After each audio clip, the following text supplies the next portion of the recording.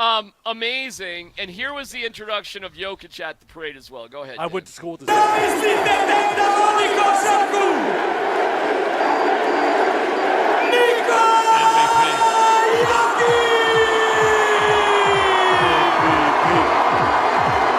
start chanting here in a second.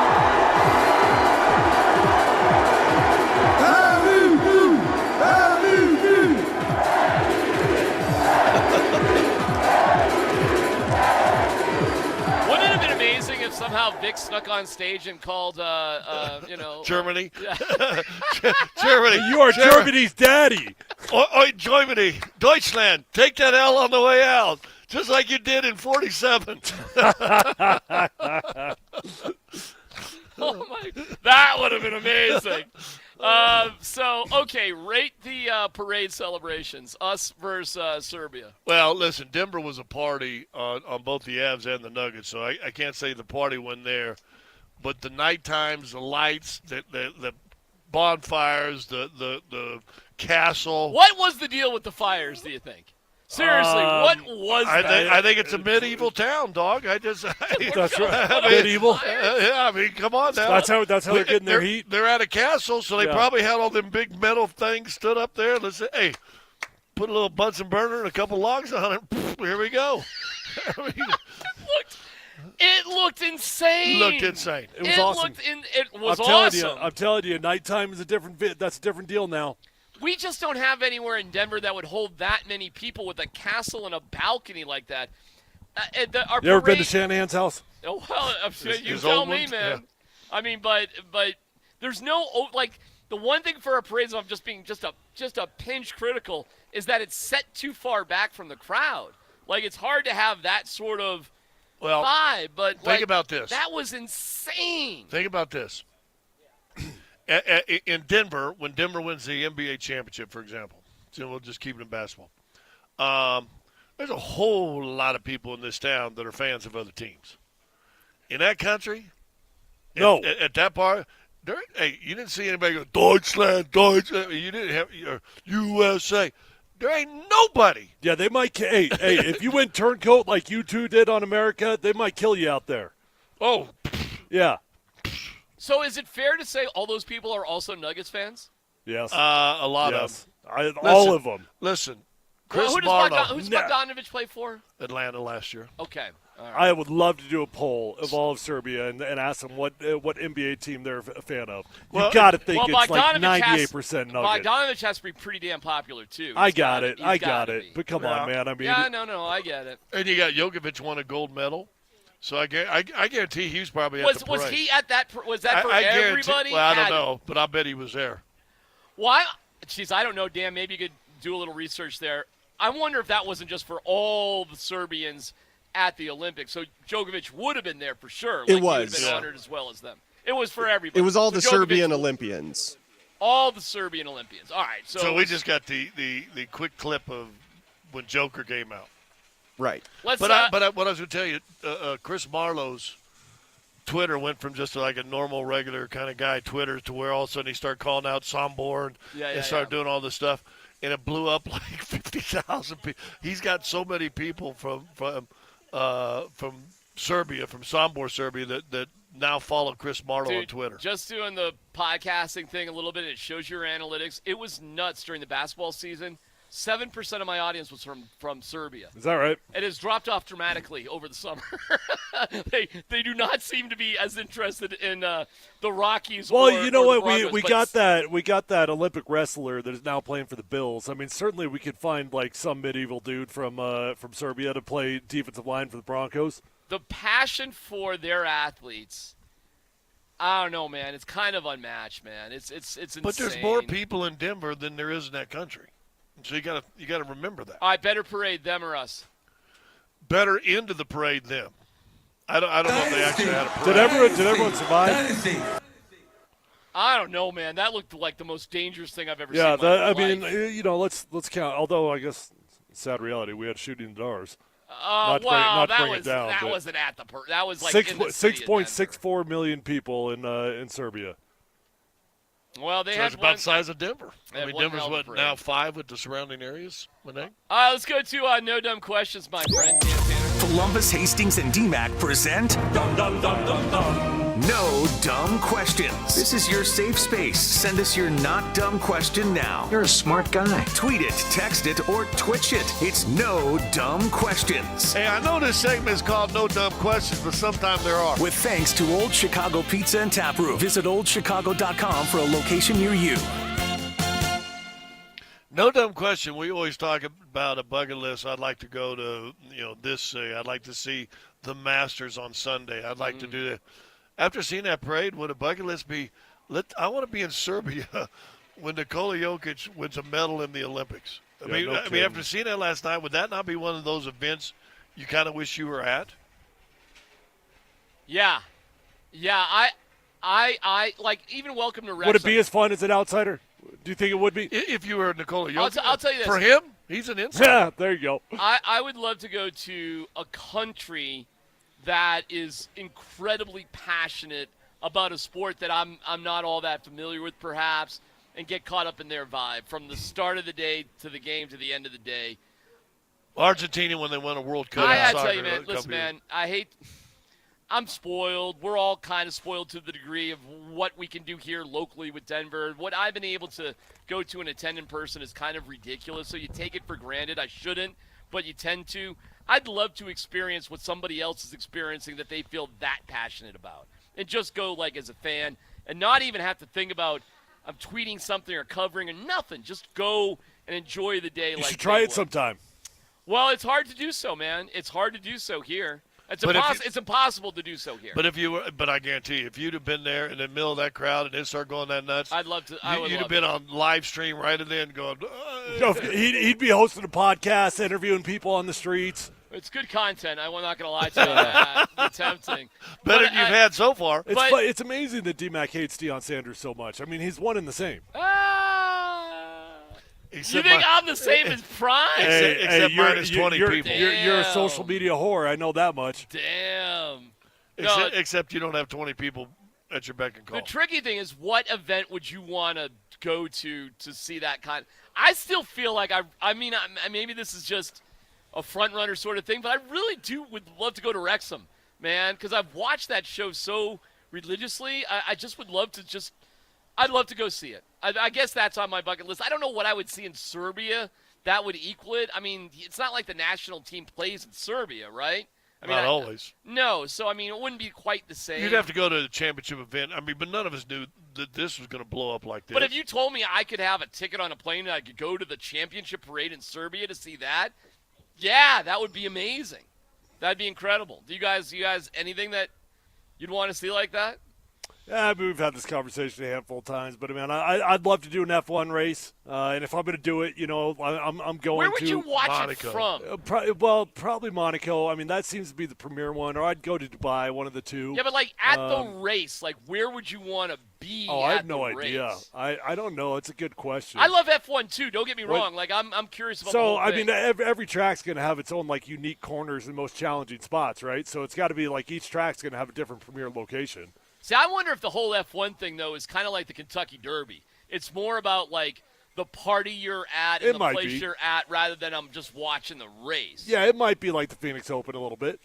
I've been to an Indy 500 and sat in the first turn, and it was unbelievable because you're getting these cars coming out of the straightaway. Is it unbelievable for 3 hours, or is it unbelievable for like 10 minutes, and then it's like, there's that again? With 54 beers, it was unbelievable for 3 hours. I'm sorry, with what?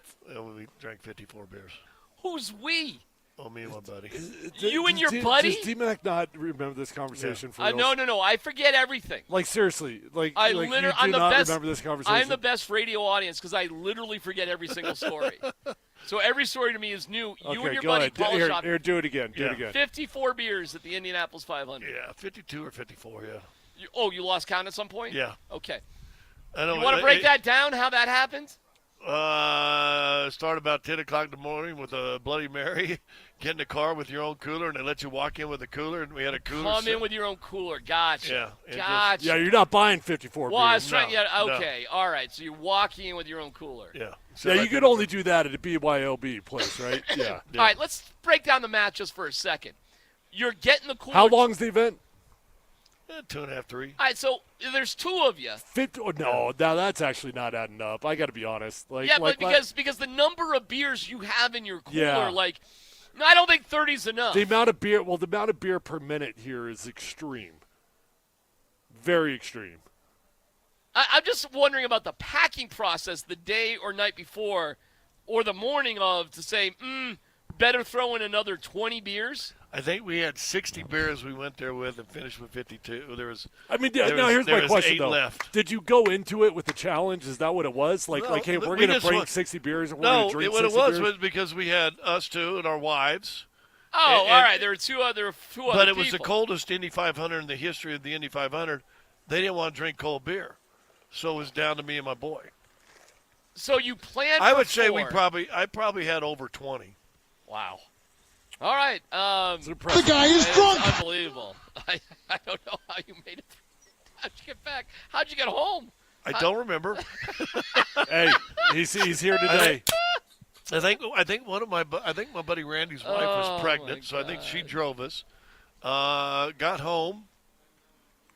Sat in a lounge chair, and the Indy 500 replay was on in Indianapolis TV. And I woke up about 2 in the morning sitting in that chair still. When we come back, if CU doesn't make a bowl game, is the season a disaster? There's a ASR host that says so. Details. We got Klatt all in, baby. We got Klatt all in. Let's hear from Joel. We got that, too, coming up next.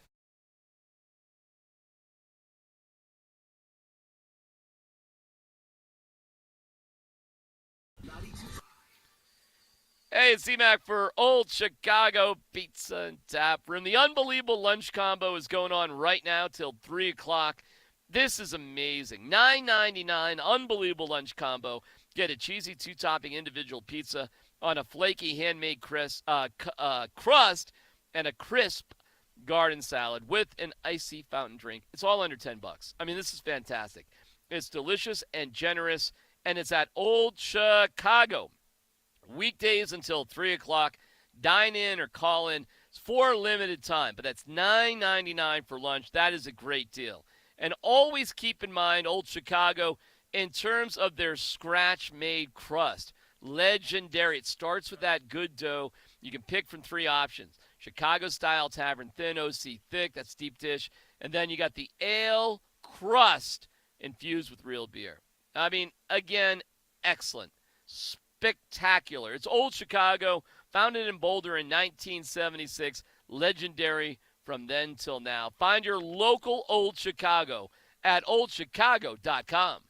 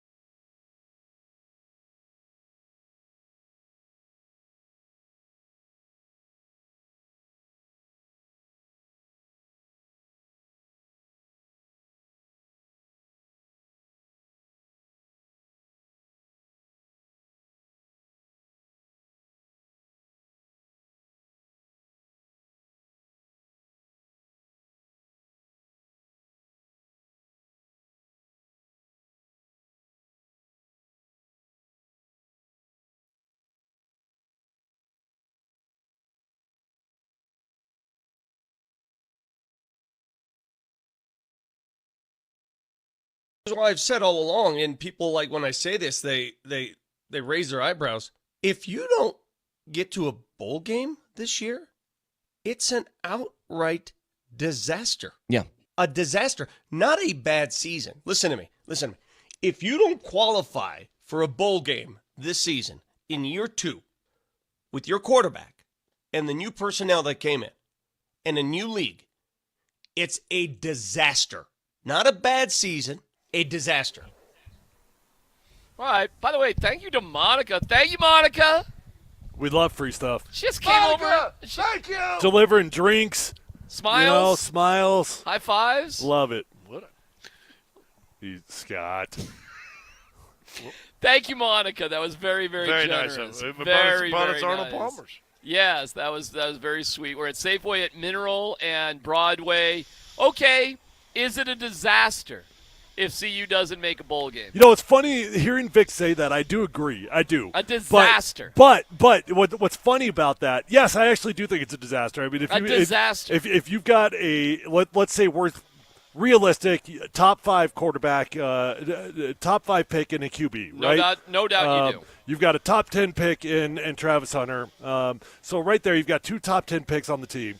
It does feel like it'd be a disaster. However, what's interesting about that to me is that I don't expect 8 or 9 wins. I expect 6 or 7, right? So, like, is that weird to me that, like, I expect only 6 or 7, but I actually tend to agree that it's a disaster if you don't get to 6 or 7? Because I don't expect a whole lot more than that. So does that add up? Well, Can I have it both ways on that? Is 6 or 7 win? No, because you're getting a bowl. And all Vic says, if they don't make a bowl, it's a disaster. You got to get 6 wins to get in a bowl. You got to get 6. All right, 6, let me go to this. Brian Howell put out there, they're facing Utah, preseason ranked number 12. Okay. Oklahoma State, preseason ranked 17. Kansas State. 5 teams in the Big 12 are ranked. 5 teams, yep. Kansas State 18, Arizona 21, Kansas 22. And then they got to face North Dakota State, which is always great in the FCS. I know, and I know people when they hear that, they're like, oh, relax. You're talking about play FBS Nebraska team. in Nebraska. No, hold on. I just want to, on that North Dakota State team, though. I know people are like, oh, relax. It's an FBS school. This team, dude, they've won like 9 out of the last 13 national championships. They are legit. I think we all get it. I don't think anybody thinks of North Dakota State like Montana State or Montana State. Yeah, Montana State. Right. It's nothing like that. To? Yep. Yeah, it's everybody's. Bobcats, baby. Nobody is going to be looking past North Dakota State. Yeah. Nobody. I'm looking at this schedule and, like, listen, man, Fort Collins is going to be interesting. No doubt about it from last year, and that's in Fort Collins. That's not something you can sleep on. And I don't care if Nebraska's a little bit down. You got to play that game in Nebraska. That's going to be easy. Okay. Well, I mean, getting 6 wins is not going to be that easy, I don't think. I think 6 wins is easily attainable. However, disaster though? If you got 2 top 10 picks on your team and you don't win 6 games, yeah, I think that's a disaster. Elway was the best quarterback in the country, and their team went 5-7 his last year. Yeah. I mean, and that was with the Cal Bowl, right? The Cal game. That's with the Cal game. That is correct. It was that year. Yeah, that's right. And still, that only got you 5 wins. Here's the deal. When you look at it, I mean, I can give you the teams that I think CU should win in a heartbeat, right? You should beat North Dakota State. You should beat Colorado State. I'm not even going to include Nebraska in there, although I think you probably should beat them as well. I'm not even included. Baylor, you should beat. You should beat UCF. You should beat Cincinnati. You should beat Texas Tech.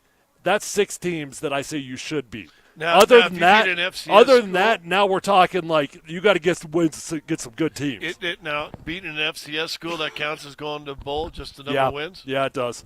It does. Wins a win. Because I remember for a while the FCS schools didn't count. It's a good question.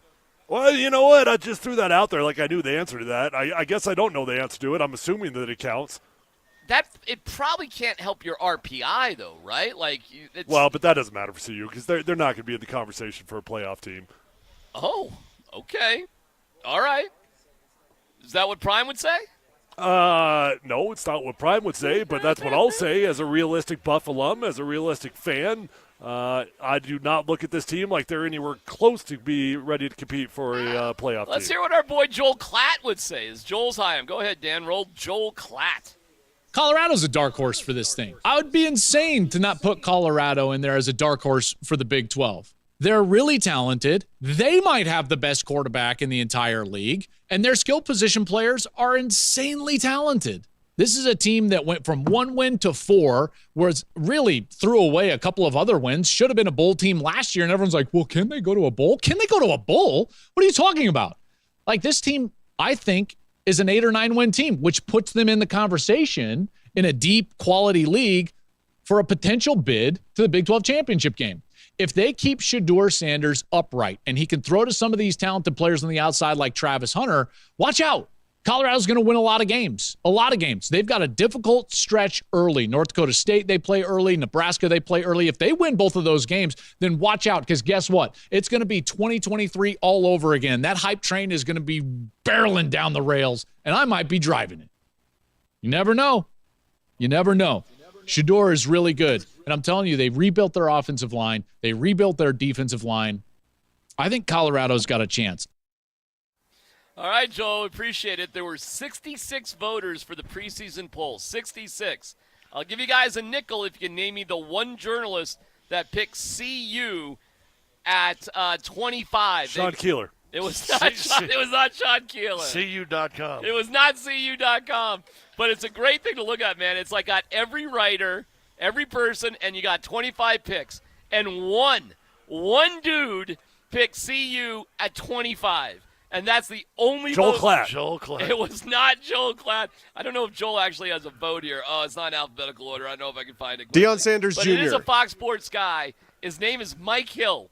We should get Mike Hill on the radio show. We should. Let's do that. Hey, That's a great idea. Dan, we got to track down Mike Hill from Fox Sports. He's the only writer out of 66 to put CU in the top 25, and he listed him 25. We got to have the Mike Hill Day here on Altitude. And you know what's amazing? I'm not offended that there's only one guy. I'm actually just fascinated why he thought they were a top 25 team. But that's it. So when Joel's saying they're a dark horse for this and a dark horse for that, you ain't lying, Joel.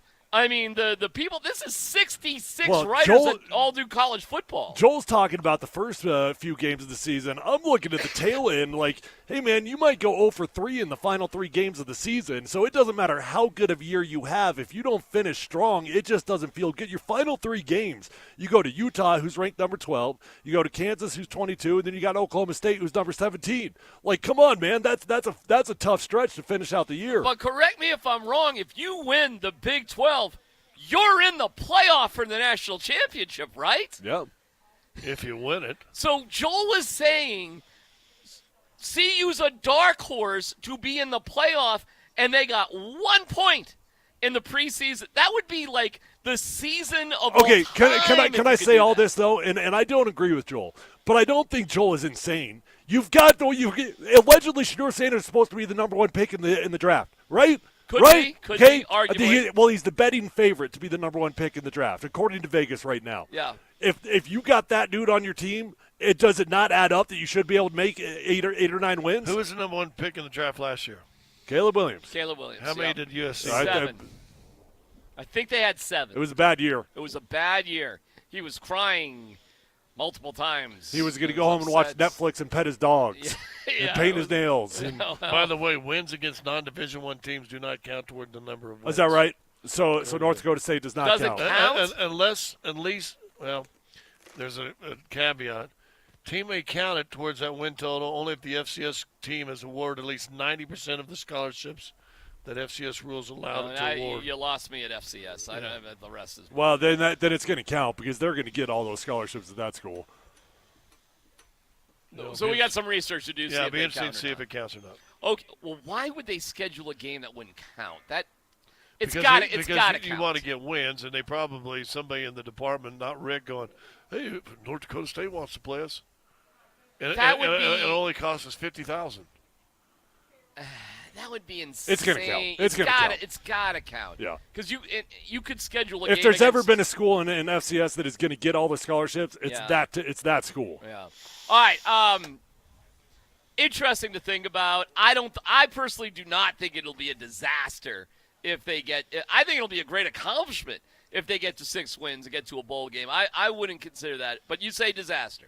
Yeah. If they don't, you say disaster. If they don't get to the bowl. Yeah. Yeah. Okay, it's PhD here at 92.5.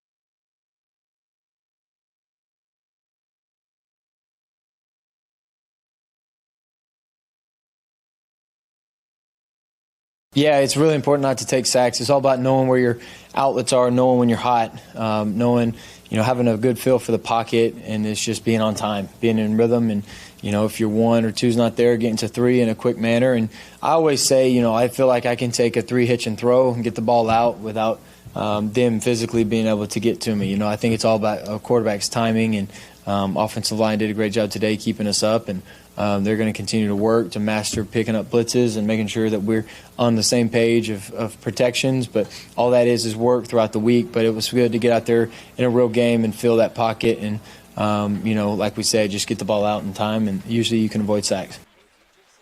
There's our guy, Bo Nix. We are live at Safeway at Mineral and Broadway in Littleton, and we've had a fantastic day. The butcher block is so solid.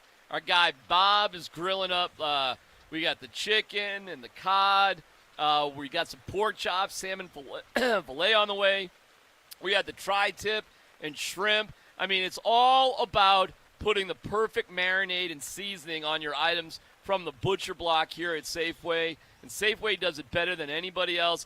This is just what you need to do. You got to think about it. You got to get into it. And you got a great chance to sample some of this stuff and win some free prizes from us as well. We got a little rain, no big deal. We're not going to melt out here. Ain't no thing. It's a Colorado. We aren't Dan Tanner. No, ain't no thing but a chicken wing. And we're out here, and we're here for you for the next hour. We hope you come by and you say hi. You don't have to bring us something, but apparently people do, which is We're cool. just saying this. Some people set a standard. I know. So, listen, man, thank you to Safeway. Man, you got to try some of these seasoning and marinades with the best food here at Safeway. And for a sample of what you could get, come on out. For the next hour, we'll be out here. But the butcher block and these specials are going on at Safeway all the time. So the summer may be winding down, but things are heating up at Safeway. Huh? You crushed that, Thank dude. you, brother. I'm telling you. Bo Nix asked... You. JT O'Sullivan's breakdown of Bo Nix told you what? What did you learn about Bo Nix after watching that amazing breakdown by JT O'Sullivan? I think just confirmed what I saw. I mean, I thought overall, and I love what he said. He goes, listen, this guy is an accurate, short passing game guy, and that's why he passed 77%, and wasn't it some stupid number? Something like that. At Oregon last year was some crazy Well, number. you guys know that Bo Nix, in the most literal sense, is the most accurate passer in the history of college football. Yeah. Seems to have one of those guys every other year or something, right? Well, that's true. Well, I mean, Joe Burrow had it, and then or somebody had it, and then Joe Burrow came right behind. The kid from Alabama did it, and then Joe Burrow did it, and then now here we got Bo Nix beating all these guys' records. I mean, it's not to say that you can't overcome accuracy, because certainly Josh Allen did it. And I think Josh Allen is probably extenuating circumstances given the Wyoming win and all the conditions that he was playing in. But I do think, like, if you're just looking at the most fundamental things, like as you're evaluating a college quarterback, if they're going to succeed at the NFL level or not, if they're not accurate, they don't stand a chance. They just don't. I guess some guys can overcome it, but that's just like the pass-fail. When you happen to be the most accurate passer in the history of the NFL, well, then you tend to overlook some things like arm strength. Then you tend to overlook some deficiencies, which is why the Broncos fell in love with Bo Nix. Okay. What surprised you looking at that film that you didn't know just watching the game about Bo Nix? About Bo Nix, that he had happier feet than I would have picked up on watching it live. I don't know if I'd picked that up on, because you're, and once again, when I watch the game, the first time I go through, I'm watching as a fan. Second time I try to break it down a little bit, but even then, breaking it down, I'm just watching complete, incomplete, what the play did, what it should have done, and stuff like that. I'm not even paying attention to the feet, but after watching that guy's breakdown, you go, oh, okay. So you know what I think Bo Nix, his feet were in this game? It's an evolution, right? The first thing is knowing what you have to do. I think it's pretty damn clear that Bo Nix knows where he's supposed to put the ball. I think he knows where the routes are going to be.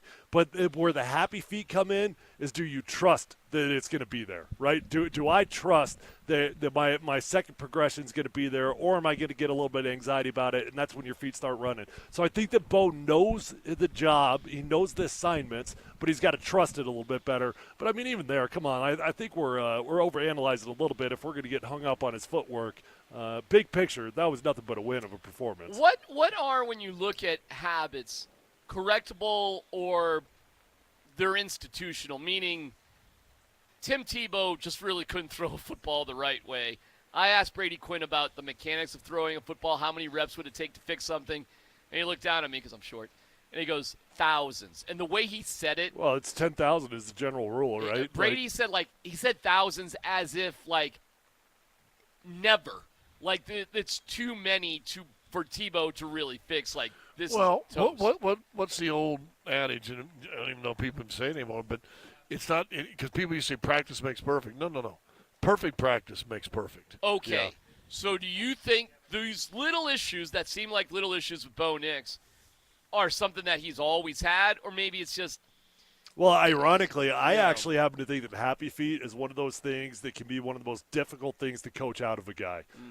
And I don't think that Bo Nix has a problem with his feet personally. Not at all. I mean, I think Did you watch that breakdown? I did. I watched it. And I saw it, but I'm not panicked about it is what I'm saying. Yeah. I'm not disagreeing with the observations at all. I thought he did a really good job breaking it down, and I thought he was very independent in his analysis. Yeah, right? not he was very, very fair. Yeah, good and bad, right? But Happy Feet to me, that's a sign of insecurity in a dude's head, right? That's a guy that just doesn't trust his O-line. He doesn't trust the wide receivers.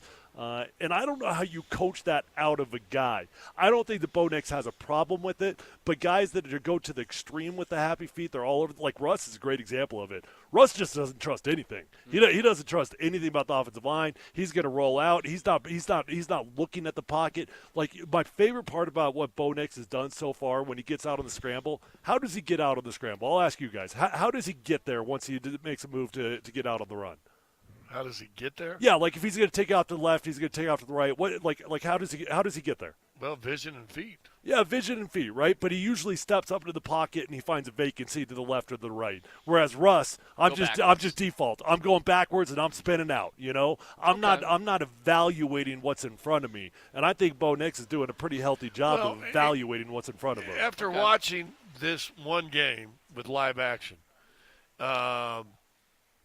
versus what we saw for 2 years, really with Russell, two things came to mind when I started being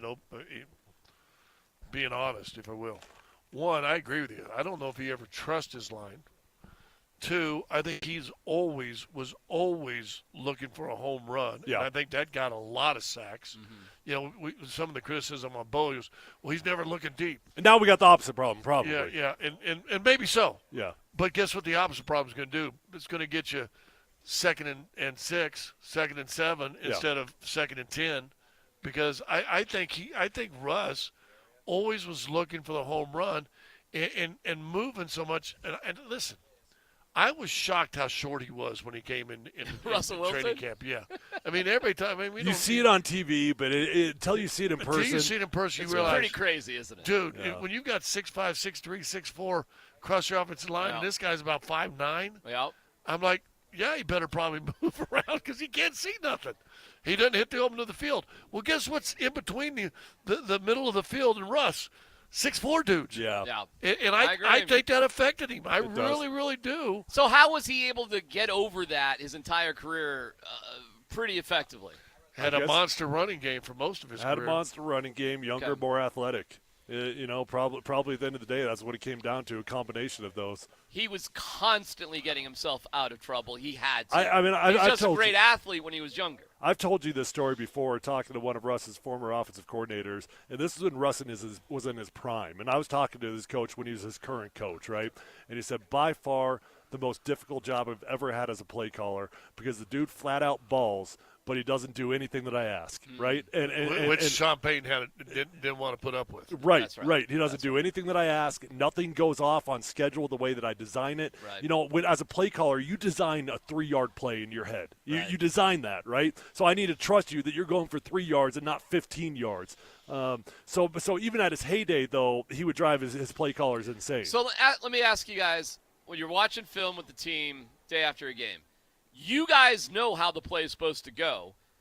The play breaks down, and yet it's a positive result. How does that go over when you guys are watching film? Is that like, yeah, okay, or is that? Well, that's why the locker room got divided out there in Seattle. It honestly is. Because Pete Carroll was grinding all these guys, and he's calling guys out. And Pete's a pretty positive coach. He is. Yeah. So grinding for Pete is a relative term. And I always kind of rolled my eyes at that when the Legion of Boom would lose their minds because I've been in that locker room. Pete doesn't really grind on anybody. But with the Russ stuff, he just let it slide, right? Like because it was successful, you just got away with it. Whereas defense is looking at it like, hey, you're calling us out when we're successful, even when we get away with it.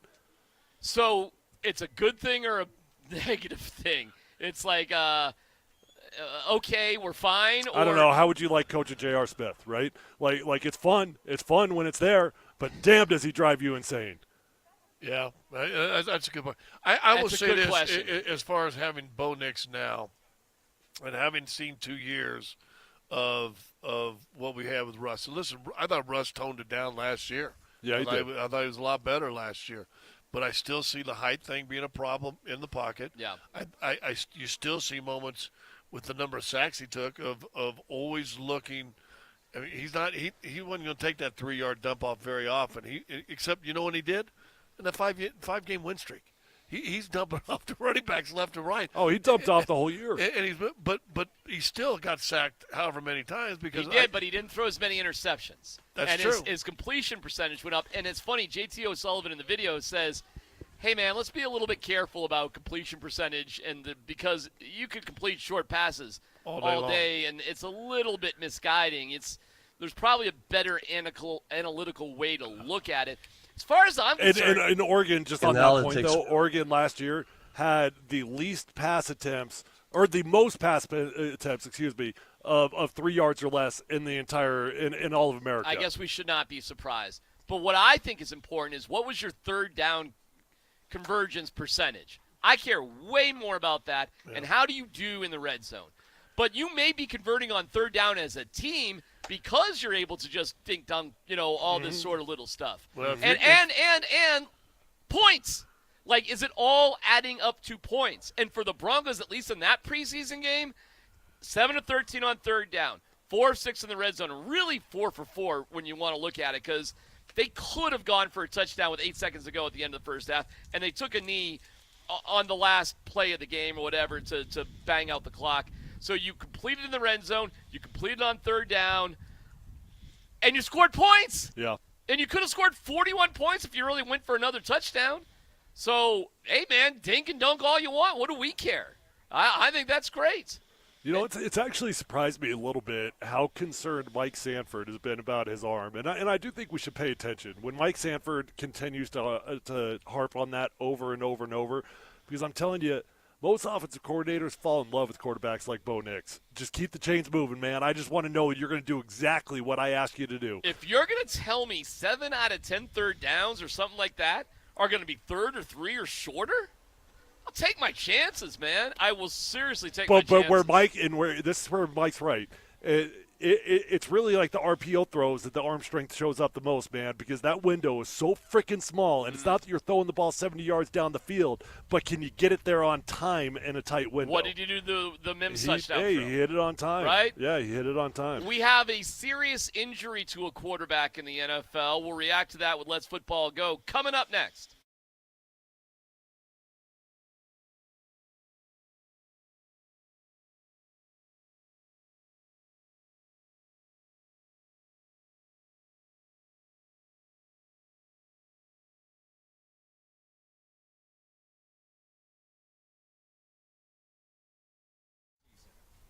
Hey, it's C-Mac for Sota Weight Loss, SOTA weightloss.com.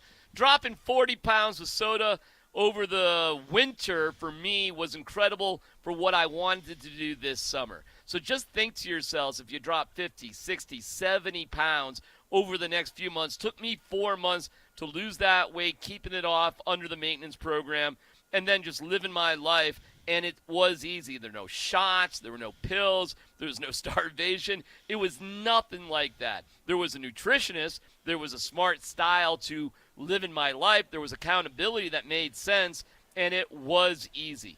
Find out for yourself at sodaweightloss.com. Click Request a Nutritionist Callback. Within minutes, you're going to be talking to somebody who wants to get you in the best shape of your life. I'm on my bike every day. I'm climbing mountains. I'm swimming all the time. I'm loving the summer. And if you start now, what you could do in the winter here in Colorado could be outstanding. Get it together with Soda, SOTA, weightloss.com. Soda Weight Loss is, say it with me, state of the art.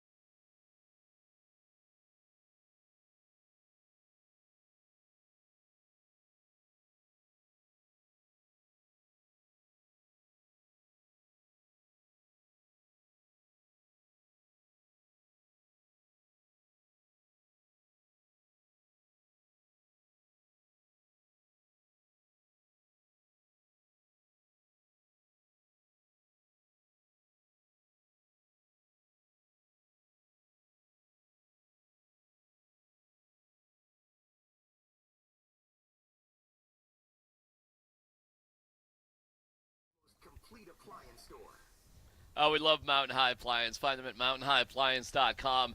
Our third pairing is here, and you have until 3 o'clock. Of course, you can come to the Butcher Block and just get the tastiest foods, and Bob is grilling things up. And we've got the pork chop with the California garlic medley, the marinade, the sweet whiskey peppercorn. The salmon filet has the sweet and smoky Thai chili, and the California garlic medley. Again, this has been such a feast here today. It's absolutely delicious. Thank you to Safeway for having us here. And, Dan, you're going to be thrilled to know nobody here has volunteered to bring any of this food back to the studio for you. All right. Nobody at one instance has said, man, we got to pack up a box for Dan. Not one single person. So just want to let you know you have been completely forgotten while we're out here. I'm sending Grismer down there to bring me food. Although you're probably a 10-minute drive to get here. It ain't that far. It ain't that hard. But good luck having anybody. Cole, will you bring some food back? No. Okay, let's move on to the first story. Go ahead, Dan. All right, we will get to J.J. McCarthy here in just a second, but I wanted to start with Colin Cowherd yesterday on his show talking about if Bo Nix hits, guys, all of the Broncos' problems go away. All of it. This is why the NFL is king. If Bo Nix hits, all the Denver problems wash away immediately. It's like the Houston Texans. They were the biggest laughingstock in the league. And now they're the model how to turn a franchise around because they got the quarterback right and they got the coach right. And they just happened to come in the same year. I mean, think about the Russell Wilson Denver deal. Just think about what this franchise did. Gave up a ton of draft capital, good picks. They paid a fortune. They whiffed on their head coaching hire, like badly whiffed. They were in cap hell in a division with Patrick Mahomes. Like, that's not a good spot to be in. So they hire Sean Payton, and they right the ship. They get Russell Wilson to be the best version of what he can be. They kind of right the offense as much as they can. And if Bo Nix hits, they're the Texans. All the stuff disappears. You've got a quarterback you're not paying anything to. It'll clean up your cap. You'll be winning games, and everybody will forget about it. All right, so do you guys agree with Cowherd's assessment of if Bo Nix hits, all the problems go away? Yes, and yes, absolutely. I mean, that is why I've been banging the table for a quarterback for so many years. Yes is the answer. Well, I get a little bit uncomfortable making comparisons to unicorns. What the Texans did is an absolute unicorn moment. I mean, come on, that you don't get to assume that if you just hit on a quarterback, you get to have what the Texans had. That's an extreme situation. As a matter of fact, I don't know the last time we could think of a team went from the worst to the first overnight with a rookie quarterback. Usually it takes some time here. In theory, it adds up that you're in a healthy situation. I don't feel comfortable comparing it to C.J. Stroud, but yeah, man, it adds up. And I don't know if you guys remember this when we were talking about all the preseason rankings of the roster, and everybody's got the Broncos dead last in the NFL of the overall roster, right? And what I told you guys was just look how quickly that's going to change if Bo Nix hits. If Bo Nix is even a top 15 quarterback this year, you go from having the 31st ranked roster to the 15th ranked roster, and it's just about one football player. This league today, you got to have a quarterback that hits to even be viable in this league. So if Bo Nix hits, and the biggest question is when will we know if Bo Nix hits? And what is that, week 7, week 8, week 10? Is it the end of the season? When will we know that, okay, dude, we got one? I mean, I'll go back to the one game that Mahomes started against the Broncos in Kansas City, and he got Talib after the game going, I don't know why they messed with Alex Smith. That guy's the real deal. That was one game that a pretty good quarterback said, that guy right there can play. And the rest has been history with Mahomes. Listen, man, the reason why I've advocated for and why I think he's right is because you can take everything from there and plan around that guy. That's what you can't do if you get Brock Bowers, who's a great tight end. That's why that argument for Brock Bowers, to me, just fell ridiculously short. And everybody who doesn't want to take a quarterback falls back on the same tropes of, oh, it might not work out, it might not work out, it might not work out. And it's just, why be so negative, man? If you want to, why look at life like that? Yeah, okay, it might not work out. That's why sports is hard, man. That's why it's hard to win a championship. But I'll tell you, you miss every single shot you don't take. Yep. Right? What's the old Tom Watson, never up, never in. Never right? up, but never every in, now baby. and then you get on base by looking at those pitches. That's true too. I will say this: I do agree with your whole philosophy behind it, is especially when you have no quarterback. And either you got one or you don't. Yeah, when you don't have a quarterback, I agree with that philosophy. That being said, I think they probably could have done some finagling. Now, I think Sean Payton agrees with you too that you got to have a quarterback, and he wasn't willing to risk that Bo Nix was going to go to pick 37. No. Try to move things around and see if you can get that pick. No, and that's why second-round quarterbacks kill me these days, because every needy team that needed one passed on them, but you're smarter than everybody else? Hold on. Does that not apply a little bit to what the Broncos just did this year? Every team selected a quarterback. You took the last one that was available. It was risky, and that's why I advocated for them to move up, but that's why they got Zach Wilson. So they got Zach Wilson because what just happened there? I needed Did you just buy a Charger? I had to buy a Charger. Yeah. It's a long story. These guys are helping me out. I bought the Charger. Okay. They're helping me out. Okay. It is what it is. I made a mistake. They're helping. By the way, me. everybody say hi to Papa Columbus, who just texted in that he's listening. Oh, right on. Yeah. It's good to hear from him. No, so the point being, the quarterback is where you start. You got him or you don't got him. And guess what? If you get one and he's not the guy, rinse and repeat, brother.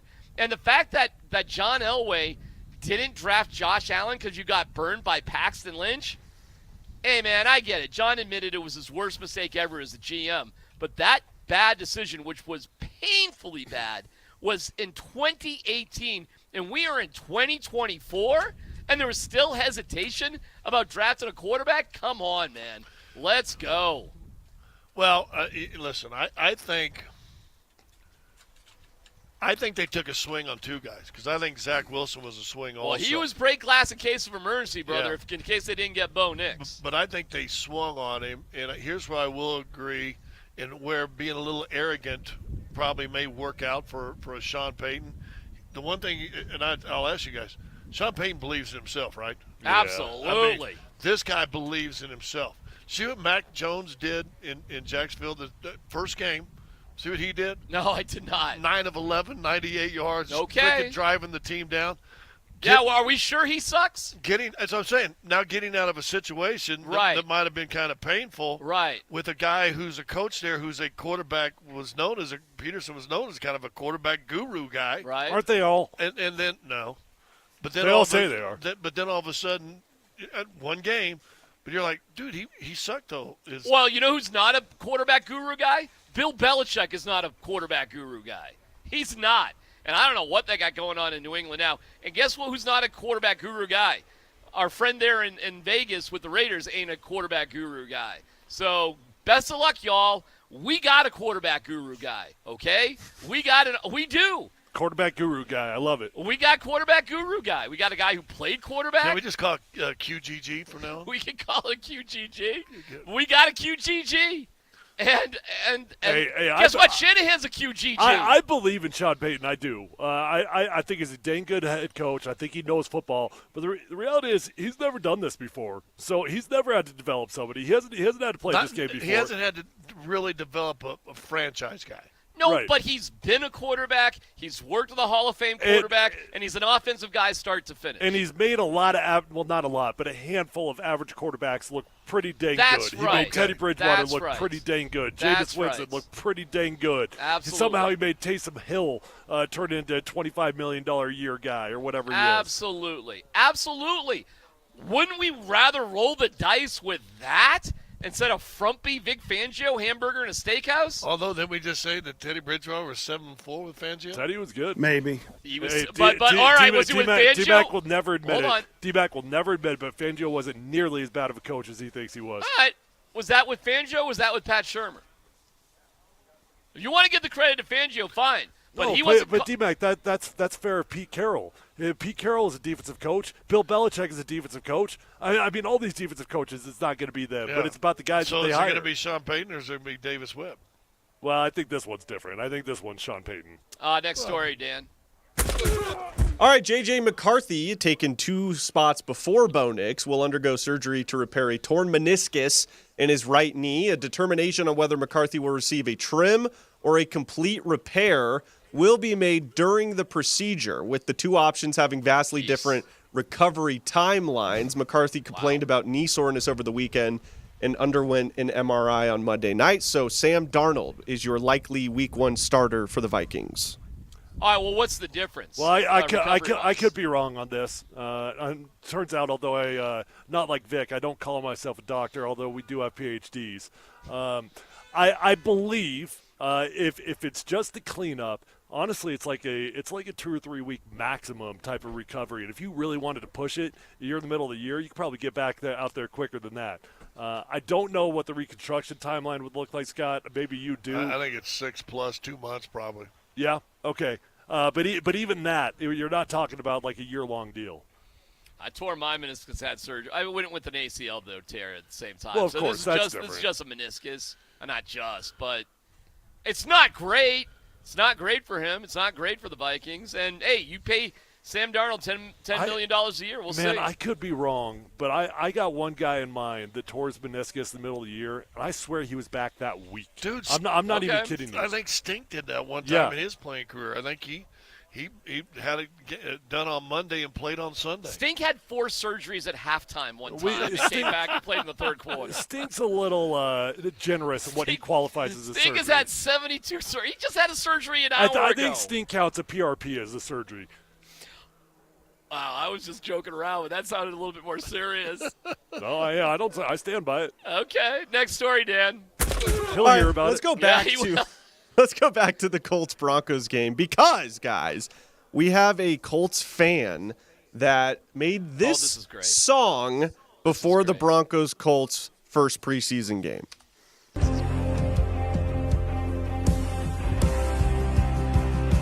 This is our Colts. This is our team. We bleed blue. This is our Colts. Whether win or lose, we love them. For the shoe, beat the Broncos. Let's show them who the real horse is. This is our team. Go Colts. All right, so my question is... I swear to God, it's so bad. Has this guy ever had a was girlfriend? recorded in Dan Tanner's apartment or condo after about 4 bowls and coming back from. I'm sorry, for what? Bowls. Bowls. What was Bowls that? of Fritos? What was the concert this weekend at Red Rocks, Dan? I don't know. What's one of your favorite reggae games? Oh, Slightly Stupid. Suddenly. Yeah. Suddenly Stupid? Slightly Stupid. Slightly Stupid. So that was Dan and his roommate coming back after the Slightly Stupid concert on Saturday night. He made it's that. so bad, it's actually a little bit good. I thought it was absolute genius. So apparently that guy does it every single week for the Colts. He's been doing it for years. Oh, it's fantastic. Hey man, I'm down for following this guy week to week to see who the Colts are playing, man. I mean, who's going to sign up to do it for the Broncos? We got listeners out there. We got people who do it for the Broncos. We got the rapper. What's his name? Matt Fanatic, or what's his name? Matt Fanatic. Yes. Yeah, we got people here. He's pretty legit. Yeah, I think. Listen, I don't know if this guy takes himself serious or not. It's hard to tell, but this is our Colts. This is our team. Nay. Oh, fantastic. I mean, sound like that guy that was on that one SNL skit in the playground. It's fantastic. Another story, Dan, or is that it? Yeah, just real quickly, I sent this to you guys this morning. So Titans quarterback Will Levis has launched a new fragrance that he will be selling, a mayonnaise-inspired fragrance. Wow. Mayonnaise-smelling fragrance. Are you guys interested in purchasing his mayonnaise-inspired fragrance? Miracle Whip has more sugar in it. I'm sorry. What's the question? Would you wear it? No. That's my question. You don't know it until you smell it. This can't be a real thing, Not right? wearing mayonnaise fragrance. No. This is like inspired by mayonnaise. Yeah. Inspired. No, this is some mock campaign. Like you're not putting out perfume with mayonnaise in it. But remember, that was the thing. Him coming out of Florida was that he put coffee. mayonnaise on. He ate bananas with the peel on it and mayonnaise and everything. Did you try mayonnaise in your coffee after that? I did. I tried it. I tried too. it. Yeah. Wasn't that bad? What condiment would you guys most want to have as your fragrance? What condiment? Beer. Maybe Barbecue. Szechuan Barbecue Szechuan sesame Sweat, soy. perspiration, hard work. There you go. That's You know? what I'm talking about. Life. Ode of life. Ode of life. Pre-nap. Yeah. Oh, inspired by pre-nap. PhD on 92.5. That's pungent. Oh, my God.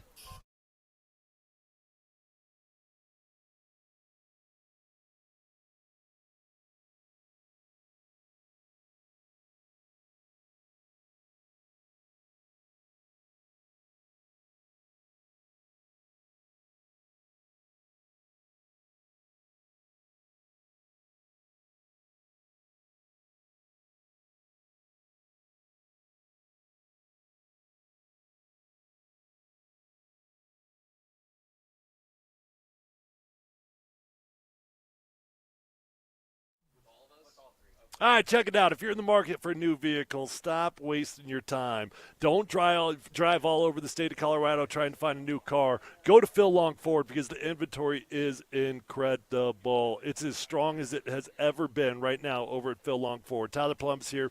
Been buying all my cars there since my rookie year. The only car dealership that I deal with, and I won't go anywhere else. They respect my time. They get me in. They get me out. They give me the best price. I don't have to haggle for it. That's not unique to me. It's the same experience that you are going to have at Phil Long Ford. Guys, I am saying this is one-stop shopping. Go to Phil Long Ford because whether you're looking for a car, truck, van, SUV, electric vehicle, whatever you're looking for, they've probably got it on the lot right then and there. You know you're going to get the best price, so don't waste your time. Go to Phil Long Ford today. Great interest rates, great incentive deals, an award-winning service department. No reason to go anywhere else. Shop from the comfort of your own home at PhilLongFord.com.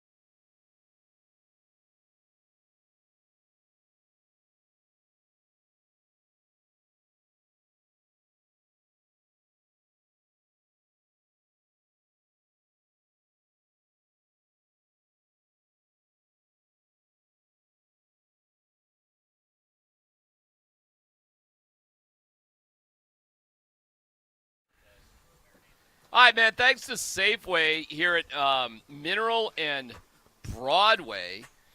Pretty awesome. And we've had a great day. The food's been absolutely delicious. So, hey, man, come down to Safeway, get to the butcher block, get the pork or the fish or the chicken or the tri-tip, and they've got the right seasonings and marinades, and they'll put it all together for you. And just ask about, hey, what were you doing for the fellas at Altitude, and they'll figure it out. Our guy Bob has been crushing it over there, and it's been great. We love Safeway. They got about Jill's leaving, one of our sales ladies. She's got herself a watermelon. She's got a watermelon. She's got a bag. She's got two or one? She's got her fancy Soul Cycle shoes on. She's just like, I'm out of here. I mean, I guess she's done. When you put that watermelon in the cart, your workday is, I did it. Whatever I need to do. No is dumb finished. question. How long do watermelons last? I've got a watermelon that's been in my house for about 3 weeks now. It's good. And I haven't cut it up, right? You're good. So how long do they last? We'll thump it. Okay. I mean, are we talking like months? Could they last like a month before you cut it up? I think years. For reals? No. No. I have no idea how long a watermelon lasts. I mean, I feel like they last a long time. It's a question that can't be answered. Nobody Okay. knows. They do. There's science No, out there. literally nobody knows how long. It's like, why do we adopt the system of weights and measures in the United States so differently than everywhere else? There's no we're really America. Yeah, I mean, liters in a quart. I don't know. I got lazy and I did like an Uber Eats grocery order. Here you go. And they brought me like the world's largest watermelon. Like I think it might be in the Guinness Book. An uncut watermelon at room temperature can last 7 to 10 days. If stored in 50 to 60 degree Fahrenheit with 90% relative humidity, it can last up to 3 weeks. Okay. In the fridge, an uncut watermelon can last about 2 weeks. Okay. Now, we got one- I'm probably pushing the limits. We got one sitting on our counter, too, that my wife was all excited about, and she brought it home, and I thought, oh, okay. It's still sitting there. Yeah. Hon, you might want to get to Watermelons sound great, like to order the big one, save money, you know. Yeah. And then you got to cut it up. You got to cut it up right away. They're Yeah. kind of a pain in the ass. Yeah. I mean, why get the big I watermelon? do love watermelon though. Oh, who doesn't love it? It's fantastic. Especially Jill. She loves Oh, she's coming back now. I thought she was just tapping out. Well, I did She's too. just getting ready. You guys ever tried the Southern thing, putting salt on watermelon? Oh, yeah. That's how I used to eat it growing up. That's how I eat it now. I didn't eat it like that growing up, but that's now how I eat it. Well, I grew up in Kansas, and you always sit there on the curb with a salt shaker and slice of watermelon. Yep. Hey, what is Warren Sapp going to bring to the CU program, Tyler? Well, Dion. Sorry, what's that? I don't have a clock, so I just need to see the time. I don't think they need any help getting that. You know, Dion's big on NFL guys, right? Because he wants these guys to be surrounded by guys that have been there. That's the big goal.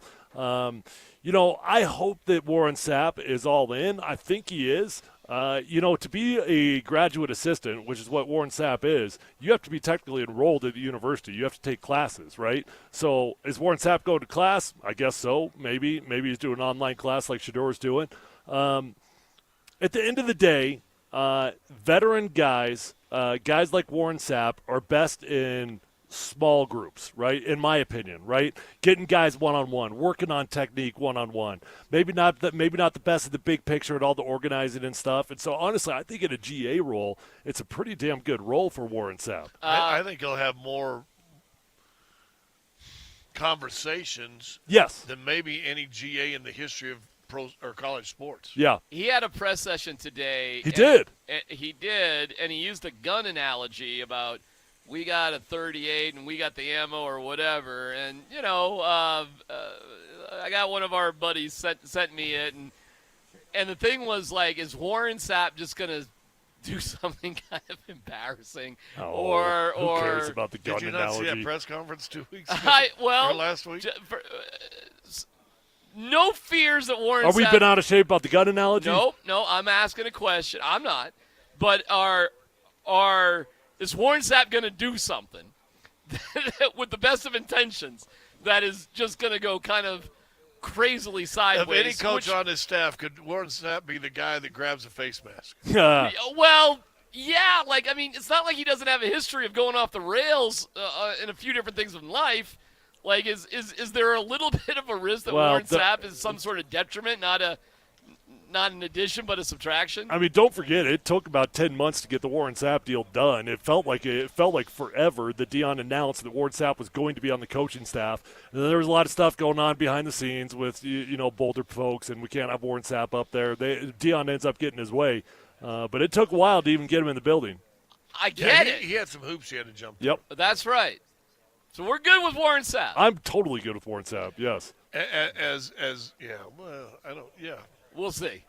I'll say this: it was a waste of an opportunity if their D line's not much better this year. Okay. Because that dude could play. Mhm. That dude, when that dude was on, that dude Well, could play now. if you follow the Mike Shanahan approach to it, guys like Warren Sapp generally don't make the best coaches. Shanahan told me as a player one day, he's like, you got a job with me anytime you want coaching, because it's guys like you that make good coaches, because I had to do everything perfect. I had to have the best technique on the football team, right? I had to learn it from the ground up. Guys like Trent, they just had it. They didn't need to grind at it like I did. Yeah, and great players that it was easy for don't understand sometimes the struggle for guys that are grinders. I think Peyton Manning is aware of that. When a lot of people are like, oh, Peyton's going to get into coaching, nobody really talks about that anymore, but a long time ago people were talking about it, right? And I think Peyton's very self-aware that it would drive him insane. They're like, why can't you just do what I did? Yeah, but I still look at Peyton. I think he was a grinder. Well, and he's a teacher. With a whole lot of talent. He'd be a great coach. Don't get me wrong. He'd be a fantastic coach. I think he would drive himself nuts more than anything. I don't know how sustainable it would be for him personally. I always thought Peyton was going to come back into some form of organized football, and I don't know now. No. His life is pretty damn good, and Omaha Productions has taken off. He has an amazing amount of freedom to do kind of whatever he wants. I think the only thing this might be it for Peyton that he does is if he can somehow get into an ownership group. And other than that, I don't see him as a GM or a consultant because, like you said, he's put two straight years of a production on quarterbacks and receivers that were as good of any NFL production thing I've ever seen. All right, wherever his son goes to high school, and it's probably Creek or Ballard, probably one of those two. Will he be the quarterback's coach or some sort of coaching role for whatever high school that is? Probably. I don't think he'd be anything more than the quarterback's coach, though. I don't think he'd take on the offensive coordinator role because I think he'd try to be in the shadows a little bit. I'd want to do it if I were him. I don't know if he will, but I think it'll be a wink.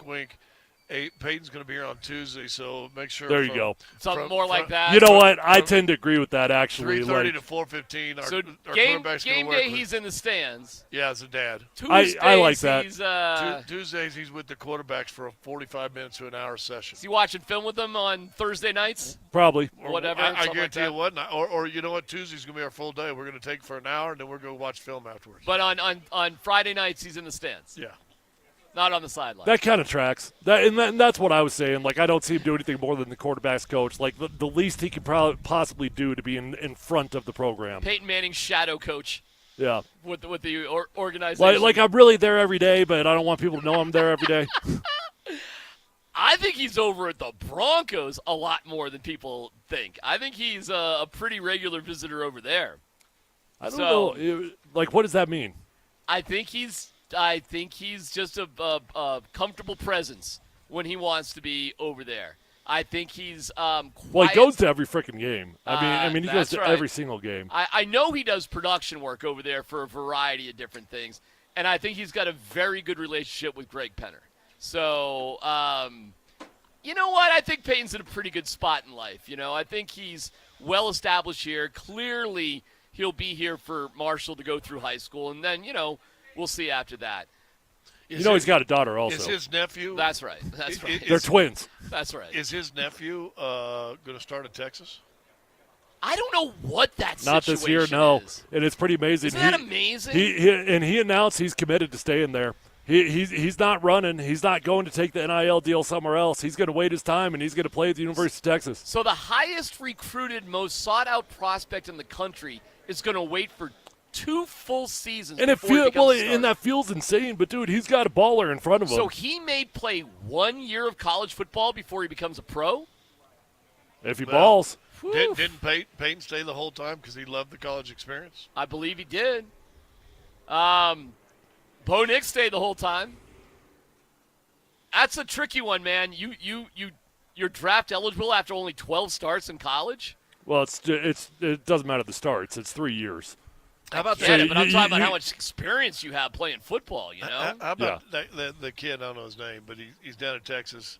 Quinn Ewers? Yeah, Peyton comes down. No. Oh, Arch? Arch. Arch, yeah. Peyton goes down and says, "Hey, you got to do bit." He goes, "My uncle told me to do something else." All right, boys. Yeah, well, fun what'd day. your uncle ever do? Yeah, right. Dan? I got the same number of Super Bowls. I just want to let you know, Dan, I do not know how long you're going to be at the station. Especially I'm not there to bug you. But there's food boxed up for you, my friend. I appreciate Someone's going to that. bring it, I swear. Somebody's going to bring that food back to the station, Dan. I'm telling you. Somebody's going to eat it. Okay. So you're saying that with D-Mac not there, you're still going to stay for more than 5 minutes? Yeah, after hey, the this is show? your opportunity to leave, dude. T-Mac's not holding you back. Don't all of a sudden be suddenly stupid. And on that note, we thank Safeway. We thank Bob. Bob!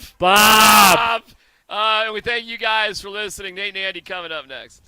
Scotty has got a unique taste, and it doesn't change. By the way. That taste does not change. It doesn't matter what he's eating.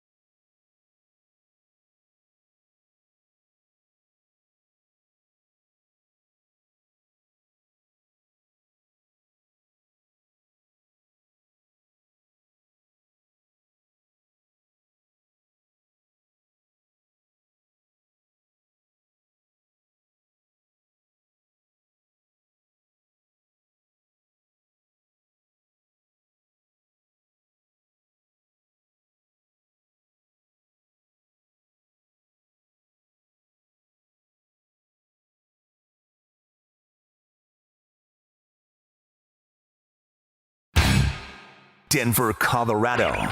Altitude Sports Radio 92.5. It's Kreckman and Lindahl. I got to shout out to my guy Mookie Betts, because even though Nate Kreckman is a strong denier that ghosts exist, Ghosts are not real. Mookie Betts is in my camp with Scott Hastings. He's declining to stay with the team in the supposedly haunted Pfister Hotel in Milwaukee. That's the Pfister. Minor, I hardly know her. Why not Pfister? Whoa! Because that's not how it's pronounced. Because is that how the family goes by it? It's the Pfister. P-F-I-S. He's at an Airbnb because he don't like ghosts. Oh man, I am really scared. Whoa, whoa, whoa, whoa! What is this? What is this? There's a wetness coming from my pants. I see it. What is it? Oh God, I'm so scared. I'm so scared. Look, it's got you too. Are you getting this? Make sure the camera is getting this. Definitely some paranormal activity. It's warm and moist. A warm, moist sensation that's moving down my left thigh. Look, it's starting to form a pool around the floor now. Are you getting this? Here's Nate and Andy, driven by Colorado Off-Road.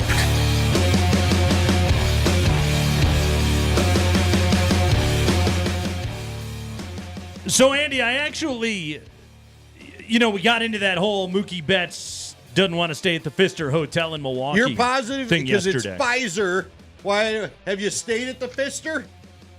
No, it's just how it's pronounced. Pfizer's an I. It's also names are pronounced funny. When you put the ST in there, it's Pfister. Pfister Hotel, not the Pfister Hotel. Let's call him. Let's call him. Ask if we can see how they answer. Ask if we can speak to the ghosts. I want to know what room it is now. So, is it all of them? Clint Hurdle.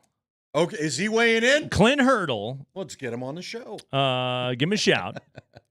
Claimed that when the Pirates were staying there in 2016, Hurdle was managing in Pittsburgh. They were staying at the Pfister in Milwaukee. Hurdle himself said he had not seen a ghost. However, he had a player call him because a ghost had turned on his TV twice in one night.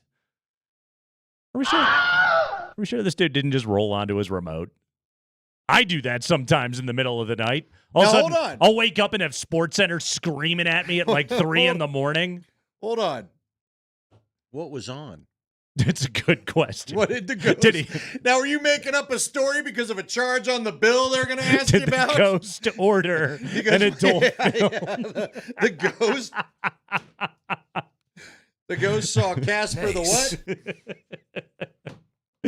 Yes, the ghost had wanted to watch Forrest Hump at 3 in the morning. Something about Brandy? Hurdle said, quote, I actually had him come into my room, not to sleep. I settled him down, went back to his room with him, sat for a while. The TV did not come back. I exited. Everything was okay. It's real to some people. There's no doubt. I'm absolutely positive that I don't want to name names. He's still playing, close quote. So Andrew McCutchen apparently was, who knows who it was. Name some other 2016 Pirates. That was the one I could summon up right now. Can we get Mookie Betts on? Get him on the show, Spring. Call him up at the Pfister right now. Because I'll back Mookie. Wait, he's I've at the seen some Airbnb. things. Let's see. Are you mid-bite right now? I am. I'm sorry. The show started. You were talking. You had me covered. You're a good teammate. You don't make quick points. You don't quit. Did I get a little too close? I forgot I left the mic on. I turned the mic off for the first bite. You're pretty casual right now. I kind of Kenyon Martin's you there while I was chewing gum a little close to your ear, so I apologize to everybody. Don't do that. I'll have flashbacks, okay? Bryce Harper said, while staying at the Pfister in 2012, again, we're talking about the Pfister Hotel in Milwaukee, 5-star hotel. Major league teams always stay in it. However, numerous people around baseball claim the place is haunted. Bryce Harper said, while staying in the Pfister in 2012, Harper had laid out his shirts and pants on a table by the end of the bed before going to sleep for the night. the panties that your mother laid out for you. When I woke up in the morning, I swear on everything, the clothes were on the floor and the table was on the opposite side of the room against the wall. I was so flustered, I honestly thought there might be someone in my room. I had no idea what the hell just happened, so I actually looked around and I checked to see if the door was still latched, and it was. Oh, that one. Okay. Harper thought perhaps that it was a prank from a teammate, but no one came forward. The slugger then requested to be moved to a different room. I'd like to wait, don't ghosts, can't they go through walls? Some don't know they're dead. They don't know they're dead? Don't you watch the shows? I don't. Why don't you watch the shows? They don't remember that whole thing where they died? I need you to watch the shows. No. Come on. No. Mike Cameron. I always love these stories. May not have experienced anything himself, but he's heard enough to avoid staying in the hotel. All right, guy. When somebody tells me when they wake up in the middle of the night out of the blue and they feel like somebody's in the room with them and then the door's wide open, that's enough to start making different plans. I got all sorts of stories if you want to go down this rabbit hole. Carlos Gomez was one of the most interesting men in baseball, from the Fister. And that extends to when he's in the hotel. Gomez said he has heard voices while staying in the Fister. Yeah, nobody's ever talking in the hallway of a hotel. With the worst happening when he got out of the shower one year and heard static playing on his iPod. Ooh.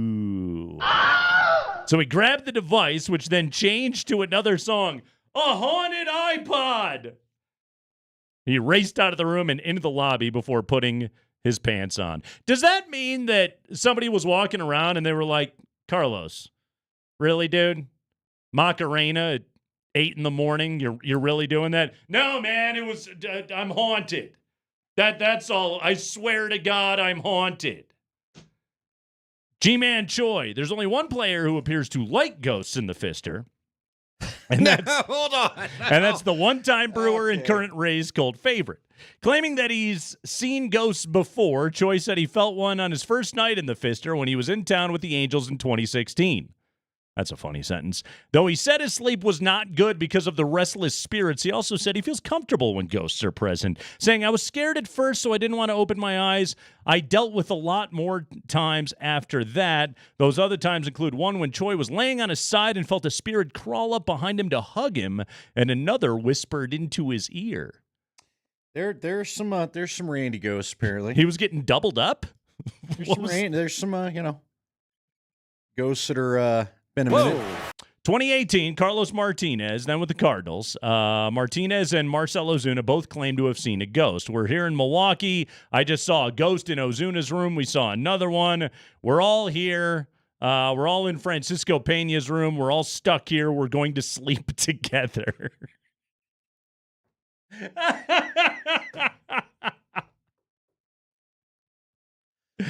That's I'm glad you found all these stories. Again, here's what I want to know. That is one way to explain away group activity with your teammates to the manager of just like, fair enough. There was a ghost in that other room, so there just so happened to be 11 of us staying in this one room. Playing a card game. Something kept rhythmically knocking against the wall. Well, that ain't ghosts. At an exceedingly rapid pace. It must have been the ghosts.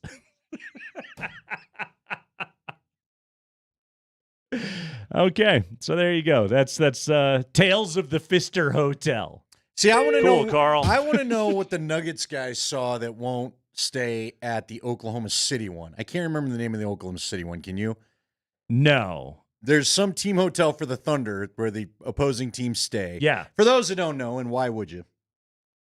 The opposing teams usually do kind of hook you up with the hotels, the nice hotels in town. Let you know where they are, sure. For all the sports, Yeah. not just, Yeah.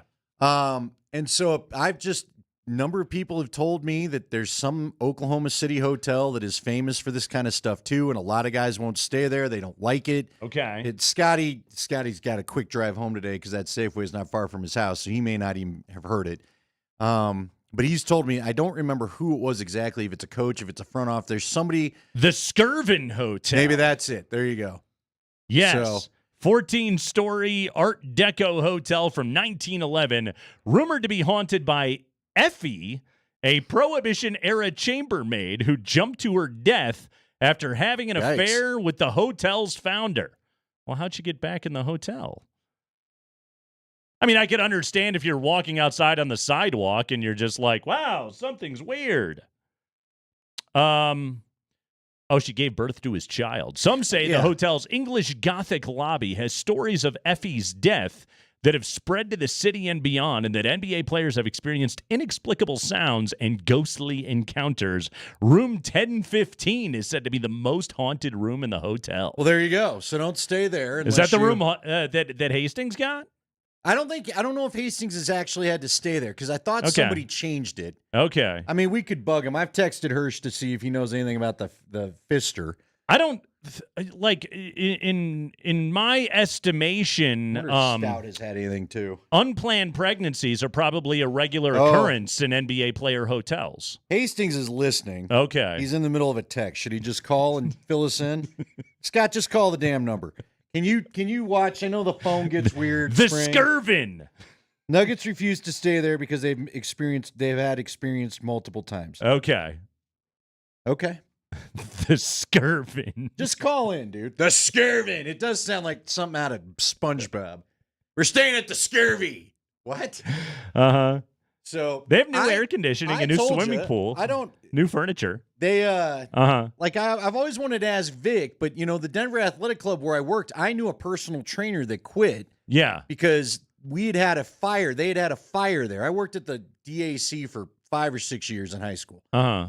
And they had a fire, I don't know, 1920s, your typical kind of ghost story the way it starts.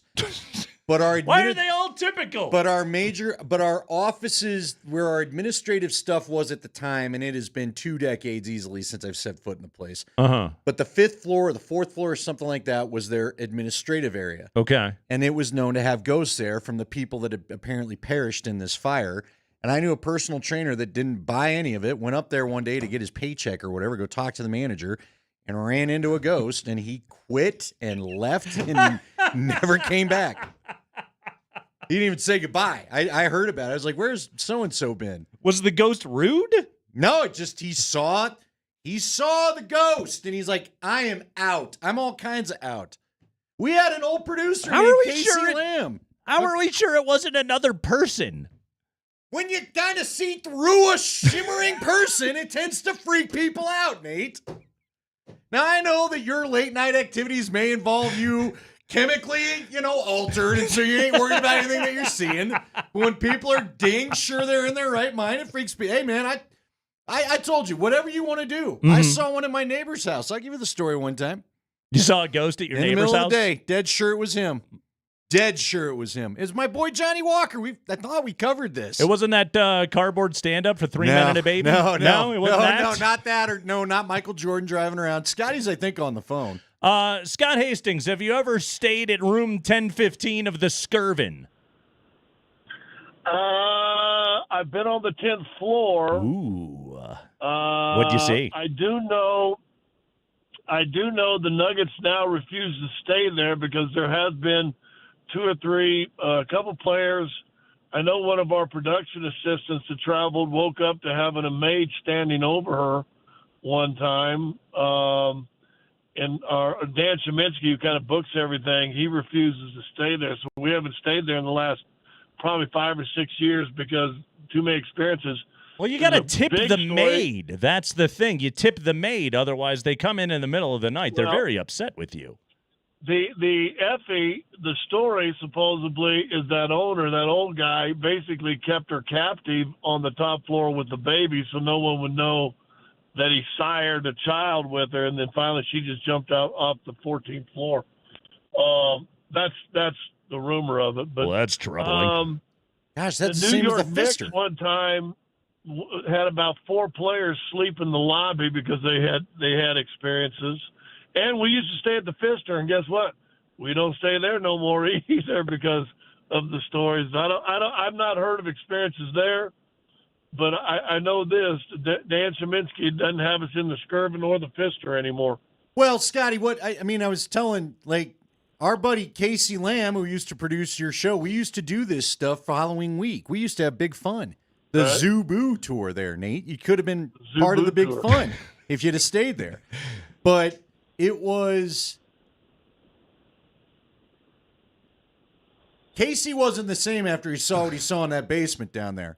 Look up look up the Crook Patterson Mansion. Look up the history of the Crook Patterson Mansion. Yeah. Crook is Crooke. Crook Patterson? Yes, it's off 11. What was it? 11th and Washington there, Scotty? Yeah, something like that. But yeah, that was. I know I don't want to stay in that the was an Reuben interesting Patterson place. Mansion. The No. Patterson Inn in Denver. No, Crook Patterson. Crook Patterson. Well, I don't see the Crook Patterson. I do have the Patterson Inn, though. They used to house dead bodies. I guess the carriage house at one time was like a semi-mortuary or something. Crematorium, all that. Supposedly one of the crematorium, and supposedly one of the owners would keep bodies in his freezer in the house. Here's another stupid coincidence. There was a guy named Dr. Bradley that owned the place, okay?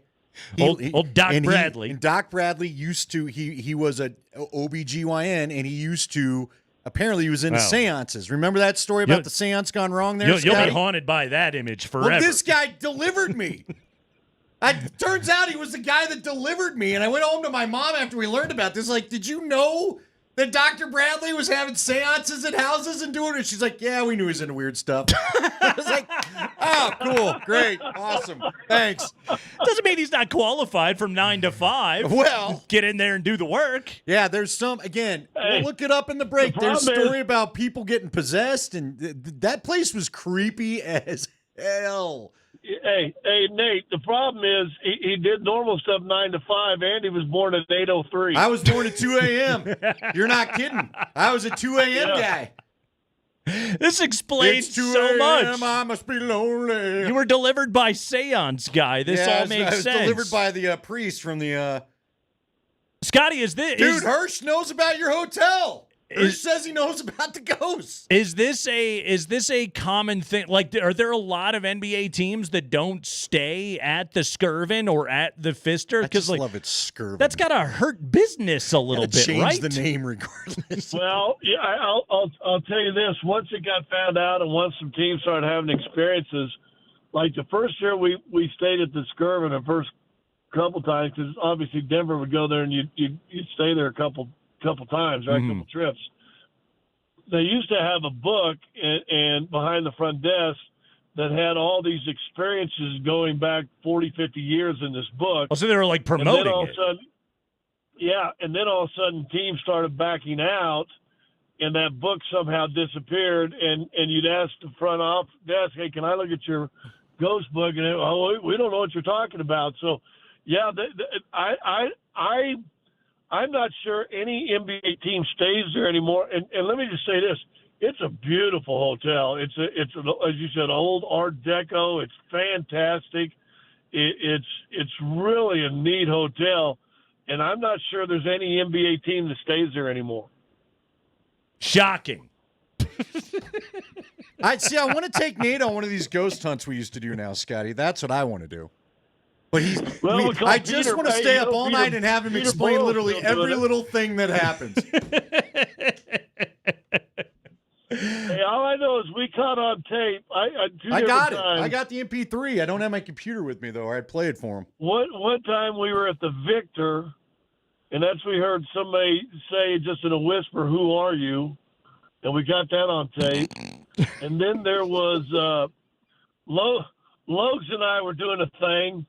Well, Logan was back at the studio, but you were at some, wasn't it an inn in like Sterling or something? It was an old house that they turned into a museum, but it had some interesting things. They left a mic out in the basement. We left the wire. It wasn't wireless, so we had to get a 60-foot cord, put it all the way down the basement. Did Aaron Rodgers bump into any of these ghosts when he was doing the darkness retreat? It's probably more fun if you have company, right? Yeah, if we'd had a little hibiscus, we might not have cared as much. Exactly. To be honest with you. All right. Scott. Nate's had enough. Nate can't take any more Scott of this. Hastings, you're off the clock. We appreciate. I appreciate. Hey, the Nuggets skipping out on hotels because of ghosts. These are things I did not know. Scotty, beautiful work as always, buddy. All right, see y'all. All right, stay out of the skirvin. Why don't you go with us on one of these then? Let's have a little fun. Get you out of the house. Go on a ghost hunt. Yeah, why not? Go sit in an empty room. I was gonna say get the station to pay for it, but I don't need to float that idea by anybody. Get the ghost to sign off on your expense sheet. All right. I have been in Seattle. I went on a ghost tour. How'd that go? I didn't see any ghosts, but we saw a lot of cool stuff. I kind of want to go to Sleepy Hollow. For whatever reason, I did not realize Sleepy Hollow was a real place. Upstate New York. Right. I had no idea. I just thought it was a story for Ichabod Crane. I thought they made up this city for Ichabod Crane. They claim the Headless Horseman still rode rides through there and the whole thing. Sure. I don't know if he still rides or not. He has a car now. He drives around in a cyber truck. He's environmentally conscious. Exactly.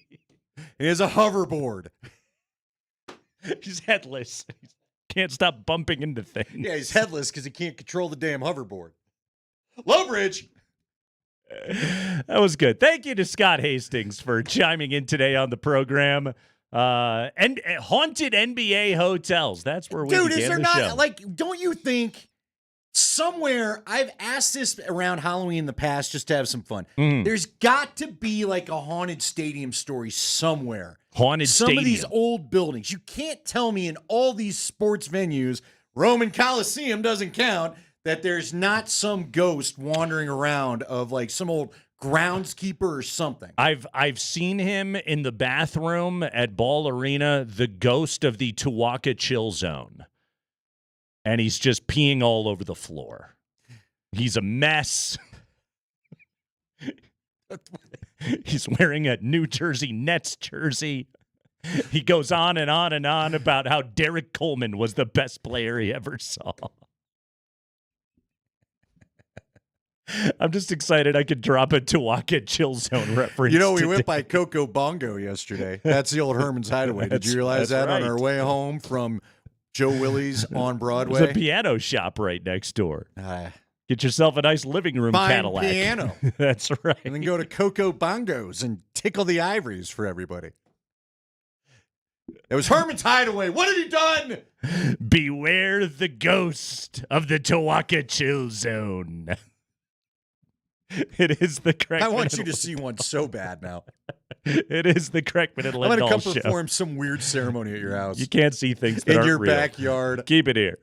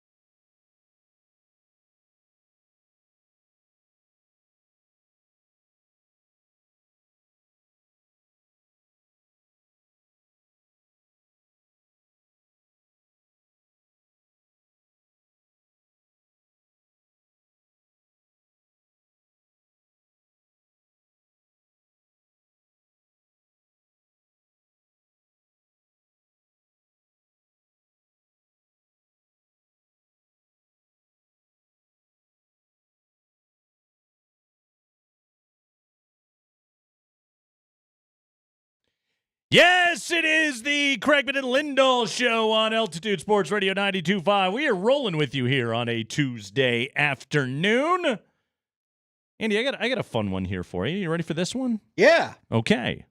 So I saw a note come across the old Twitter machine. Here we go. James Palmer TV letting us know he will be hosting an alternate broadcast of Broncos-Packers on Sunday night, along with Chris Harris and Aqib Talib. The No-Fly Zone Altcast, Sunday night, DenverBroncos.com. James Palmer, formerly of NFL Network, great hair. Love James Palmer. Aqib Talib, big number 21, and Chris Harris Jr. There you go. An altcast for preseason game number 2. That's fun, right? Sure. Why not? Old Manning cast style, except it's the no-fly zone. I tell you what, if there's two guys that you can pretty much trust to give you the unvarnished opinions, it's Aqib Talib and Chris Harris. Those were guys that did not engage in athlete speak when they were still technically the athletes. Might as well throw TJ Ward in there, too. None of those guys would lie to you about anything. It does say there will be special guests. So yeah, hit up TJ. Is Manning going to come on and demand a fee for this concept? So it's my idea. What are you doing? So there if ever there's a need for something like that, it is preseason games. Definitely. Spice it up a little bit. You know what I mean? Right. There's nothing wrong with that. This is why we do preseason fantasy. It's anything you can do to spice up preseason football. We'll have the No-Fly Zone Altcast. I'm looking forward to this. I will definitely check it out. I don't know if I'll, have it on for the full 3 hours or anything else like that, but I'm definitely interested. Are you not interested? Are you down on this? Yeah, I will give it a listen. I guess the first thought to me was I wonder what Channel 9 thinks, but I guess who cares? The Broncos are putting it on themselves, so what are they going to do? Well, you still got to have the game on somewhere, right? So there you go. You turn it on, put the laptop up, you get a little bit of both. By the way, Cynthia Freeland, working sidelines, dropping the analytics on everybody. She's going to join us tomorrow at 3:20. Cynthia Freeland's going to be with us on the show. We'll see how many times I have to pull it out of the weeds for once. Because you two get going. We'll have to see. She's also really good at fantasy football. Yes. I believe she and Terrell Davis, we were out there for the Super Bowl in Atlanta the last month of Tyler and my show. Uh-huh. And we interviewed her, and she was carrying around her Fantasy Football League trophy that apparently she and TD co-authored. So, yeah, she knows her stuff. Definitely. Looking forward to having that conversation here on the show. Who are the Broncos to draft? By the way, they're gonna get a look at these Green Bay Packers coming up here this week. Who is going to be the number one receiver on that team, by the way? I don't know. They're all so young, right? They're young, but man, they are good. That is a quality group of wideouts right there. Is Romeo Doubs the second-year man out of Nevada? Is he going to emerge as that guy? Is it going to be Christian Watson who's going to be in that role? They don't necessarily have like a top 10 receiver, but the depth of that group is very good. Josh Jacobs is automatically interesting when you put him in that backfield. Jordan Love in year 2. Andy, year 2 is often that's the breakout year, really, for these guys. Lamar won an MVP in year 2. Mahomes was basically always awesome. Never had a slump. Well, I guess he won an MVP in year 2, technically. Right, after his one-game stint in 2017. Yeah, in 2018, and that was the year that he became Patrick Mahomes. Year number 2, that can often be the big kind of bust out right there. So it's why a lot of people are loving C.J. Stroud and Jordan Love, like in the MVP futures market right now. That Packers offense is going to, I think, be legit. That's probably the top 10 offense in the NFL this year. Well, and you got Josh Jacobs and A.J. Dillon as two of the backs that, you Good can options. lean on. And look, LaFleur, you're talking about Matt LaFleur and Sean Payton, two guys that probably can relate to each other more than any other coaches in the NFL. Mm-hmm. How psyched is Matt LaFleur to finally just be running his offense the way he probably wants to run it? Yes. Which, again, features a heavy dose of run game.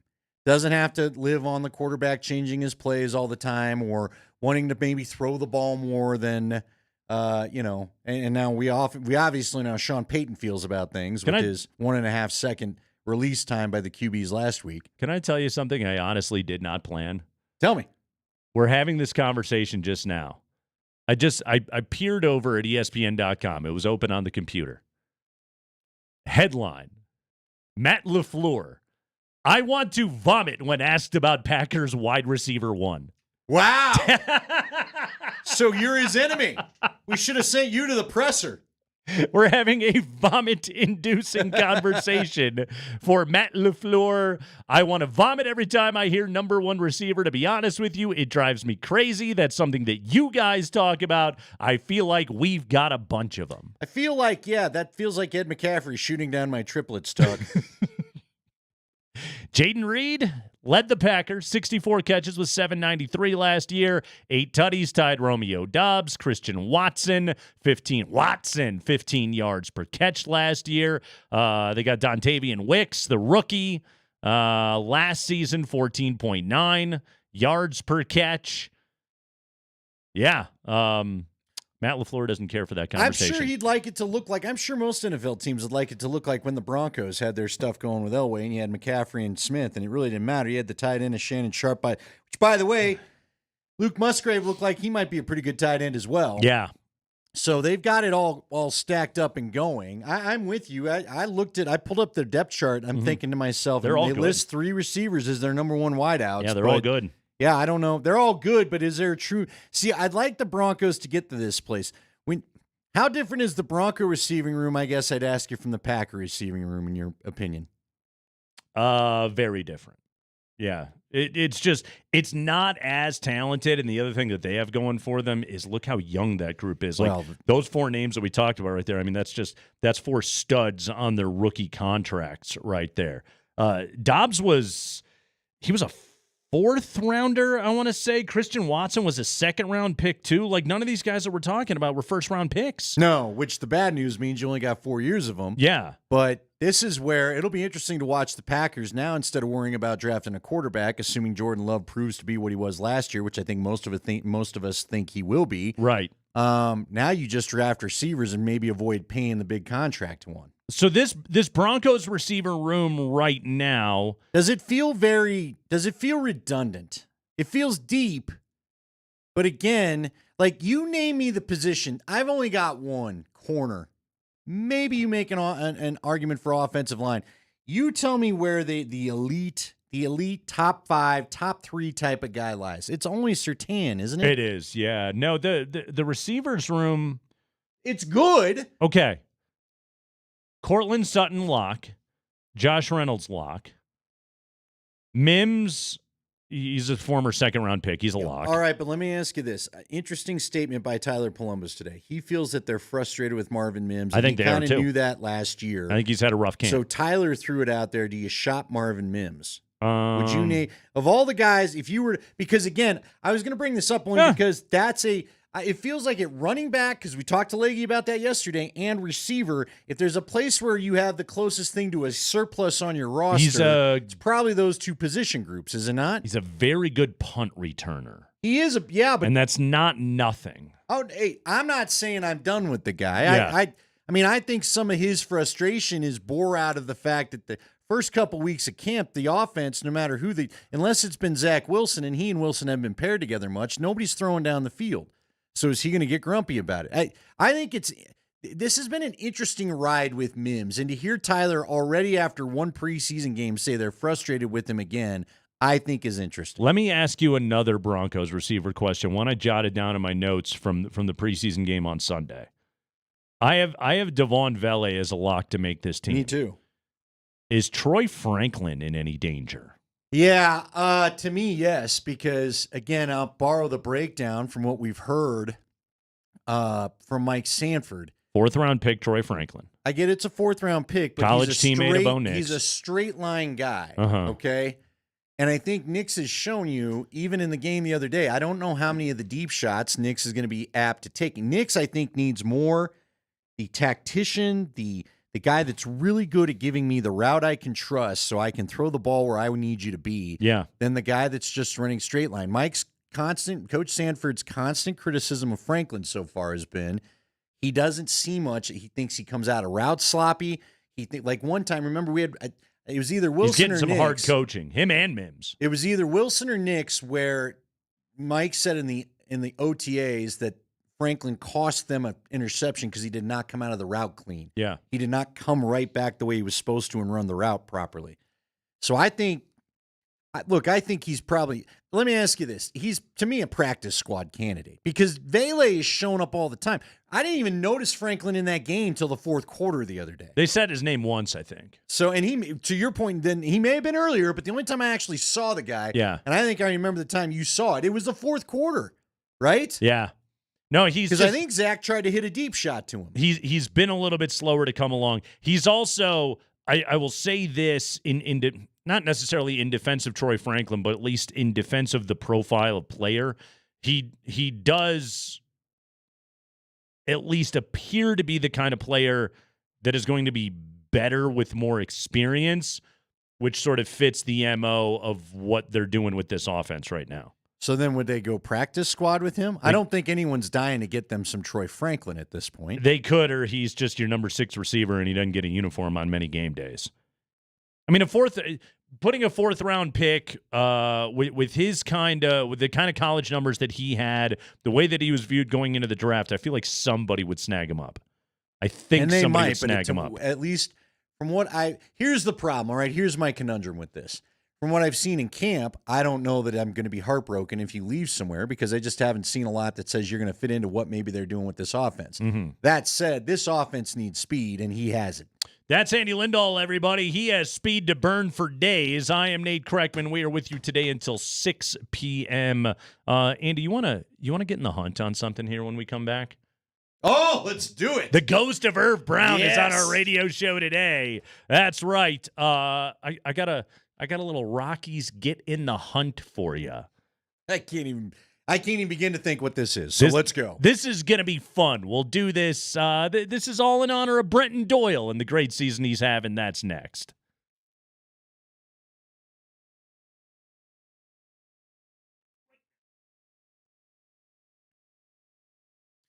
Hey guys, Andy Lindahl, Colorado Off-Road. You've heard me talk a long time about these guys because they've been the title sponsor of the Kreckman and Lindahl show for almost 5 years. Matter of fact, 5 years now. They started in August with us when we got this thing going. Just a few months later, they jumped on board.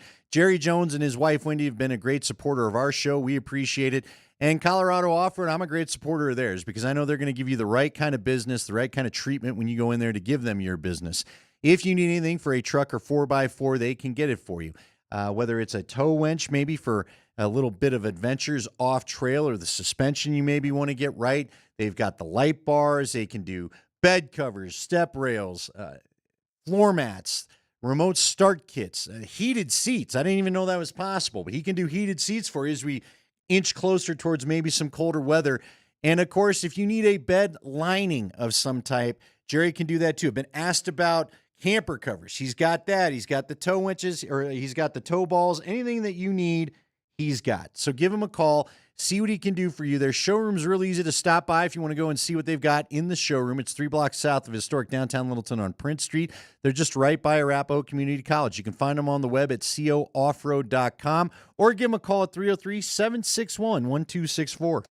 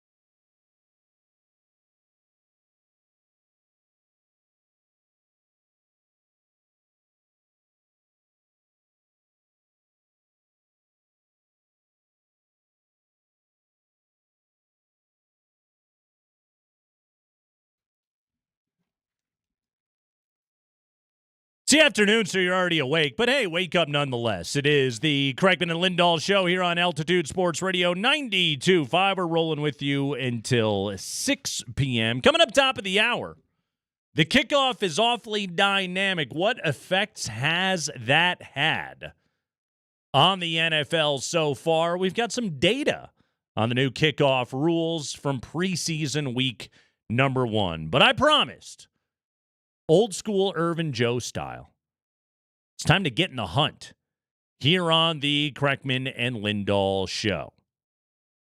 Nice statistical marker that was achieved on Friday night from Brenton Doyle, who is very quickly emerged as the face of this Rockies rebuild. Pretty much he and Ezekiel Tovar have become the great hopes, the youthful hopes of this club right now. Brenton Doyle hit home run number 20. What was so significant about that? Well, he was already beyond the 20 stolen base mark for the season. Thus, Brenton Doyle achieves a 2020 season. This is Friday night against Atlanta.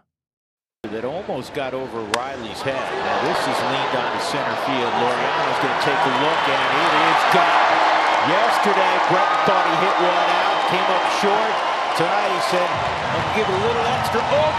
Well, the race to 20 has been settled by number 9. That's right, 20th home run for Brenton Doyle, and he gives the Rockies a 2-1 lead. Yep, he's now up to 23 stolen bases, Andy, 20 and 23.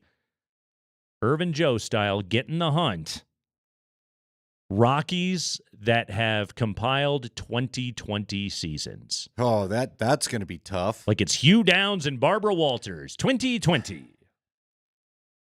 So, did Helton ever do it? No. I don't believe Totsky ever had a 20 stolen base season. Did he? How many? I'd be curious what the top out for him would be. What about Cargo? Was Cargo a bit of a base stealer? Carlos Gonzalez, 4 2020 seasons. All right. I feel good that it at least got on the board. As a member of the Rocks, in fact, from 2010 to 2013, Cargo did it for 4 consecutive years. How about our guy, Juan Pierre? I think his career high in home runs was like 3. Oh. Okay, what about Dexter Fowler?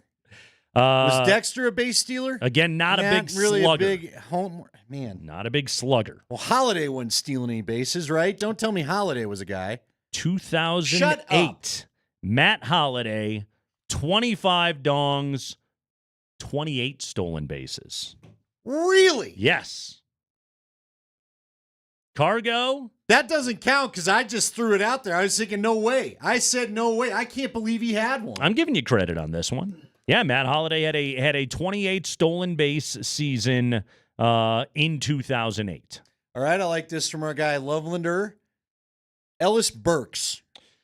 Interestingly enough, Ellis Burks, one of 3 Rockies in the history of the franchise to have provided a 30-30 season. Oh, really? Yes, the Rockies have never done 40-40, but they have had 3 30-30 seasons. All 3 accomplished by different players. Ellis Burks was one of them.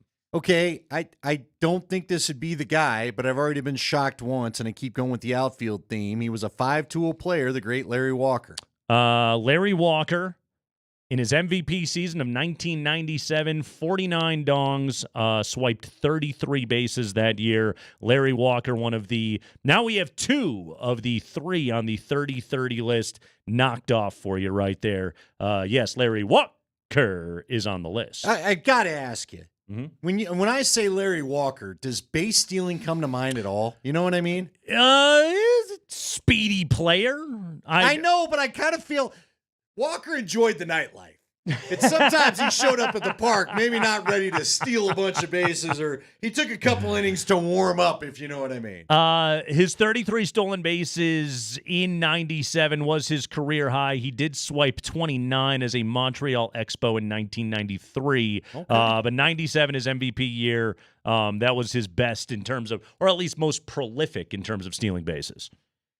All right, I'm trying to think of some of the other speedier. What about Chuck Blackman? I might as well hit Charlie Blackman since we're playing the outfield. So I was surprised by this. Charlie Blackman is not on the list. Interesting. Yes. Where did he fall short? The bases, I got to assume? I'm assuming it's in stolen bases, but let me pull up the old Charlie Blackman baseball reference page really quickly right here. Let's see. He has 220 stolen base seasons. That would have been 14 and 15. However, he hits 19 and 17 home runs respectively in those two seasons. Yes, he does not have a 2020 season on the ledger. That's surprising right there. That's kind of a little bit of dumb luck there for Chuck. There's one Rocky of recent vintage that accomplished the feat 3 different times that you have not named yet. Nolan Arenado? Nolan Arenado is not on the list. No, I don't Recent vintage. I don't believe Nolan has any 20 stolen base seasons. DJ LeMahieu. DJ LeMahieu is not on the season. I don't know if he ever hit 20 as a member of the Rocks. Trevor Story? Could be wrong. Trevor Story is who we were looking for. Most recently in the 2021 season, where he went for 24 and 20, but Trevor Story 3 2020 seasons. What about Mike Lansing? Let me throw you way back. Just because for some dumb reason he was suggested to me as a friend on Facebook, and I got zero idea why. I know Mike Lansing, but I don't know Mike Lansing. Is Mike Lansing selling like a used garage door opener? He's just got this grin on his face. Looks like life's good for a retired baseball player, but I don't know why they think we've connected. Mike Lansing is not on the list. All right. No.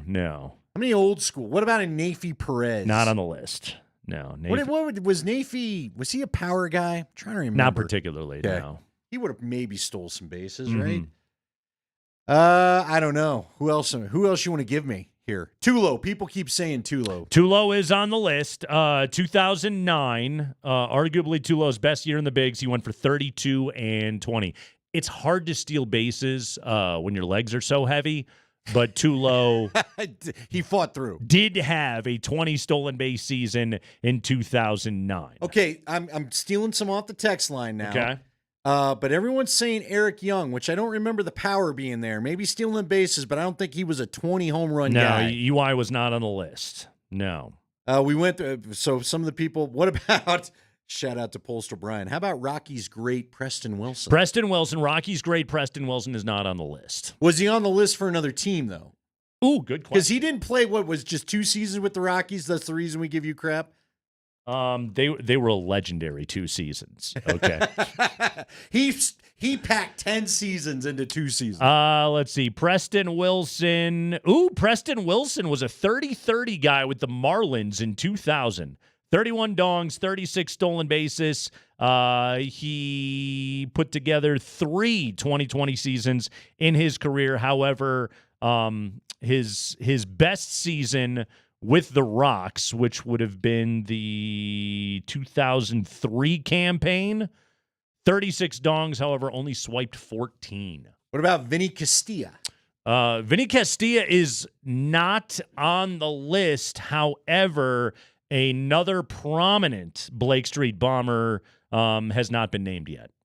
Okay, another prominent. One Galarraga. You would be right about that. I mean, he was called Big Cat for a reason, but That's it wasn't right. because he was swiping bags. Mm-hmm. I'm trying to think of the. Help me out here. Who am I missing? Owned a fine restaurant on 17th Street in Denver, or at least it was named after him. Who? We were looking for Dante Bichette. Shut up! No way! Not only that, Dante Bichette in 1996, 31 home runs, 31 stolen bases. He is your third member of the 30-30 club. No way. Yep. Mm-hmm. I'd have bet you $5 that wasn't true if you just tried to get me with that at a bar. There you go. Seriously. No way would I. Again, when I tell you, I knew Larry swiped the occasional bag. I mean, Dante had junk in the trunk. I don't imagine Dante swiping a lot of bags. That's crazy. Bichette actually had 2 2020 seasons. He also did it in 94, 27 home runs, 21 stolen bases. We're getting in the hunt. Rockies 2020 seasons. By my count, there are 2 names on the list that have not yet been named. Both players did it exactly once. Both players accomplished the feat since 2018. Think about that one in the break. Get your thinking cap on. Rockies 2020 seasons in the hunt, Irvin Joe style. It's Kreckman and Lindahl.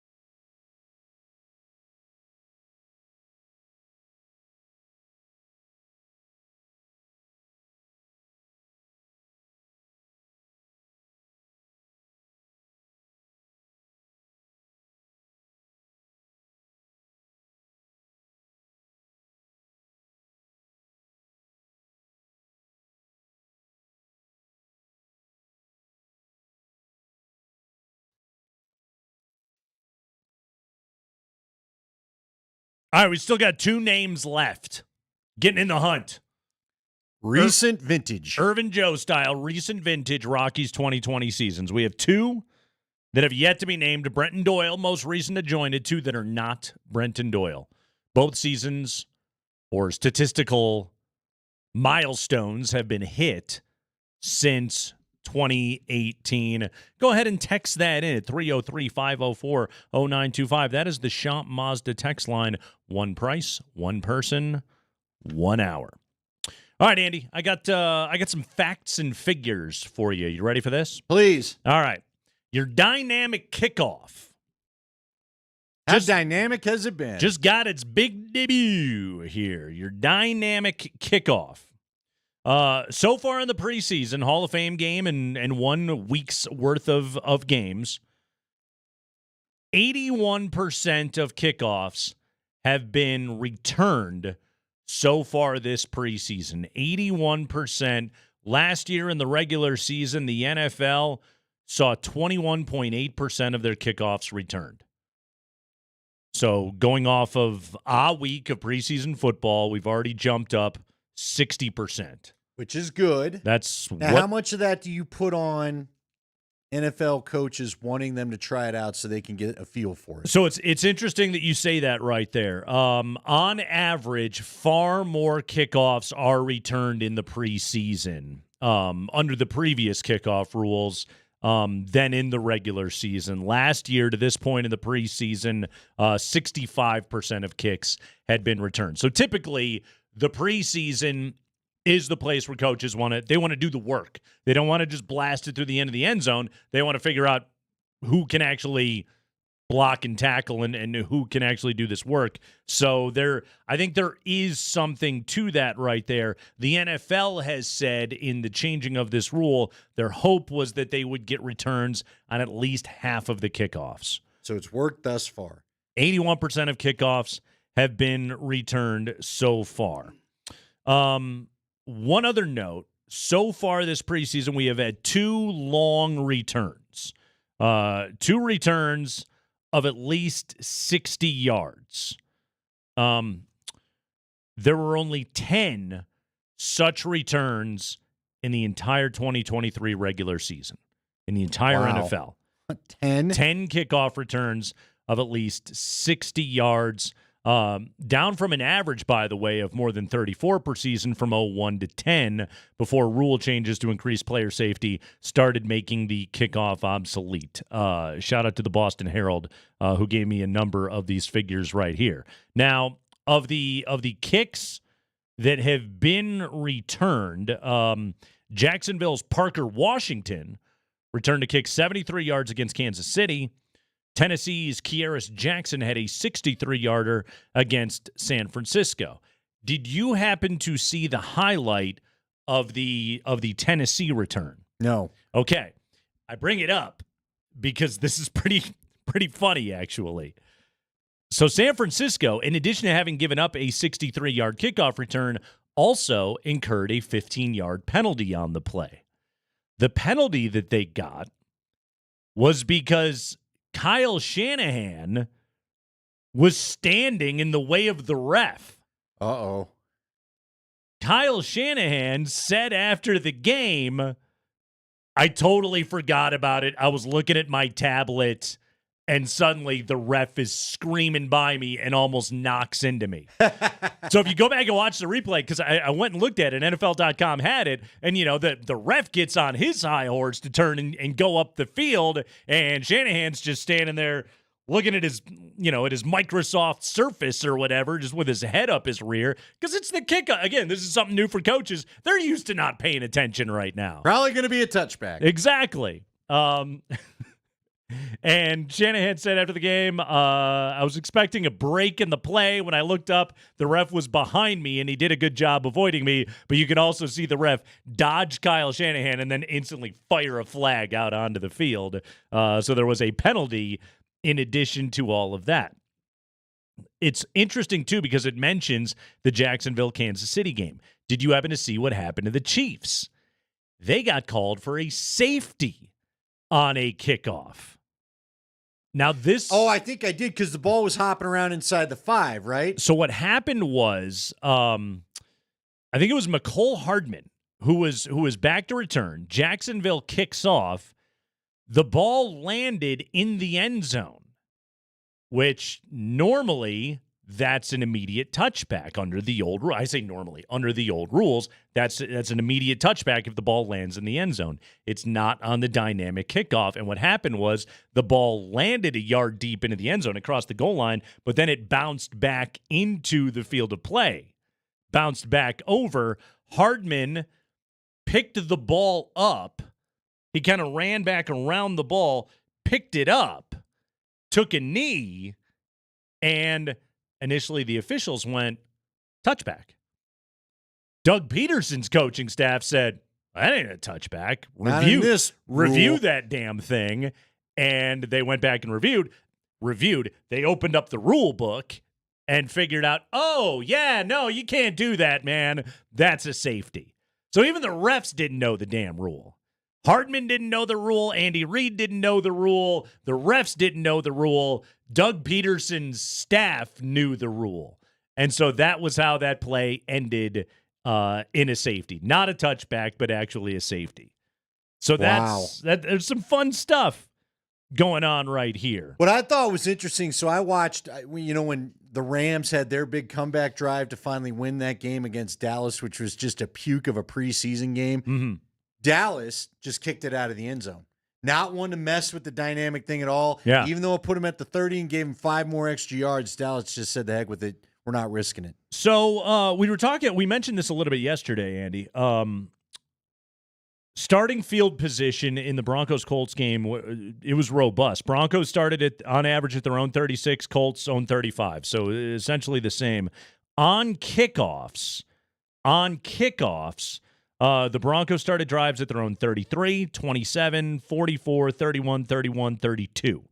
So an average of their own 33-yard line, which again, that's a healthy boost over where we were a year ago when most of the time the ball's going through the end zone, you're starting at your own 25. You're talking about you're already starting plus 8 yards. That's massive. I think this is going to have a real effect on scoring this year in the NFL. No, I would agree, and I'm curious to see what the real kickoff's going to look like because, again, many are saying it's going to look like more of a run play when we actually get to the regular season because coaches aren't tipping their hands right now. Yeah. But at the same time, my concern is this has been good because it's a play worth watching, and yet I wonder how many coaches, because that's why I just gave you the example, game on the line in Dallas's mind, and they just kicked it out of the back of the end zone because they didn't want to risk it. Yeah, exactly. If it gets too complicated, if too many teams are screwing up the play, right? Do they just ultimately by October revert back to just kick it out and fine? They get it at the 30. Yeah, we'll go ahead and give them that field position. We'll hand it to them at the 30 because it's not worth. Look, and this may affect Denver even more, Nate, because if you prove to continue to be a dink and dunk, take the short option kind of team, throw the short ball, 5 yards per throw, whatever it is. Yeah. What was that acronym you gave me? Air yards or whatever? Average depth of target. Which was ADOT. ADOT. There you go. Yeah, your ADOT. If your ADOT continues to be 5 or 6 yards, teams may just say fine. If the Broncos, because I think Jaleel McLaughlin could be a real problem on this thing, they may just say the heck with it. Have it at the 30 and dink and dunk your way down the field. I hope it does what it's done so far. Think about it this way, though. It is, bump it up to the 30 or whatever. That is like 1 or 2 fewer dinks. Sure. Or dunks, which, and if the Broncos prove to be very effective continuously at the dink and dunk, then they'll have to think about it. But I just think with what Jaleel McLaughlin might provide, or McLaughlin might provide for this thing. Yeah. I don't know if teams are going to want to take a chance at them if the Broncos can prove to have a pretty good formula for busting him free. Yeah. Because McLaughlin, if he gets out in the open field, I don't think anyone's catching him. And every NFL team has a Jaleel McLaughlin, So it's Xavier Worthy for Kansas City? Exactly. It's terrifying. Yeah, there's going to be something to worry about on those plays. How the coaches play it is going to be fascinating. Well, now they're going to need to practice it, which is going to make life interesting. Right. I think, if anything, the first week of the preseason did kind of show you who's worked on, who's really gone over this stuff in the meeting room, and who has not. All right, give me these other two 2020 guys. We've had Nolan Jones. Nolan Jones and Ian Desmond have been suggested the most. I've got one other guess. Where do we fall with Nolan Jones? He's only played one season, right? Was that a 2020? Last year, 2023, 20 home runs, 20 stolen bases for Nolan Jones. Well, there you go. There you are. So well done right there. By multiple texters. Yes, Nolan Jones has gotten quite a bit of suggestion right there. So, yes, Nolan Jones was one, and the other was indeed Rockies legend Ian Desmond. You were kidding me. I would have thought Ryan McMahon. My guess would have been Ryan McMahon. In 2018, Ian Desmond, 22 home runs, 20 stolen bases. Ooh, just hitting the minimum requirements, baby. Hey, just getting that seat. That's all it's it takes. passing, baby. That's all it takes. That's right. Put up a 729 OPS that year, but it was a 2020 season nonetheless. Accomplished there by Ian Desmond. So there you go. Brenton Doyle joining that illustrious list right there of 2020 guys in a Rockies uniform. Carlos Gonzalez has done it the most, did it 4 times. Ellis Burks, Larry Walker, Dante Bichette, Trevor Story, Matt Holliday, Tulo, and then Nolan Jones and Ian Desmond, kind of the 2 randos that made their way onto that list. Hopefully Brenton Doyle's not the rando. Hopefully Brenton Doyle can do this consistently over the course of his career. But there you go, Rockies 2020 seasons. Do you think that Chris Bryant will get one, only it's he plays 20 games? Yeah, I saw a guy on Twitter tweet out, X out, whatever you call it now, post that – do you realize Chris Bryant has yet to even hit 165 games? I did know that, yeah. Mm-hmm. Or what was 162? He's not even played that yet. He hasn't done it yet. He is. In his entire 3 seasons with the Rockies, he's yet to play a full slate of games. Right. So, no, I don't think he'll be getting to 20 games in 20 days or whatever. Play 20 games. Yeah, just 20 straight. Did you see the way the Rocks lost last night? Yeah, it's pretty cool. That's a tough way to go. That's not what you want. The old back-to-back wild pitch. Yeah. Give that thing away. Yeah. Old Bradley Blaylock looked okay in his Rocks debut last night. I thought he pitched well. Yeah. Acquired from the Brew Crew. That was a nice little addition right there. But yeah, back-to-back wild pitches. This is 20 ILs for Bryant. Can he do it? Can he do it 20 times in a season? He's going to try. try. He's sure trying. He keeps coming back. He's been on the list too long for it to ever be 20. Yeah. By the way, I mean, when he goes on the IL list, got to give him this. He goes on the IL list. Just a quick aside. We talk a lot about having to be in a division with Patrick Mahomes. Right now, the Rockies are in a division with 4 teams that are over 500. The Padres are awesome. The Diamondbacks are awesome. The Dodgers are the Dodgers. And the Giants are actually a game over right now. How about that? Yeah. 4 teams over 500, and then your Rocks mere 26.5 games back of first. Oh, maybe they can petition to get rid of divisions. Yeah. Go ahead and work on that, fellas. It is the Crankman and Lindahl Show.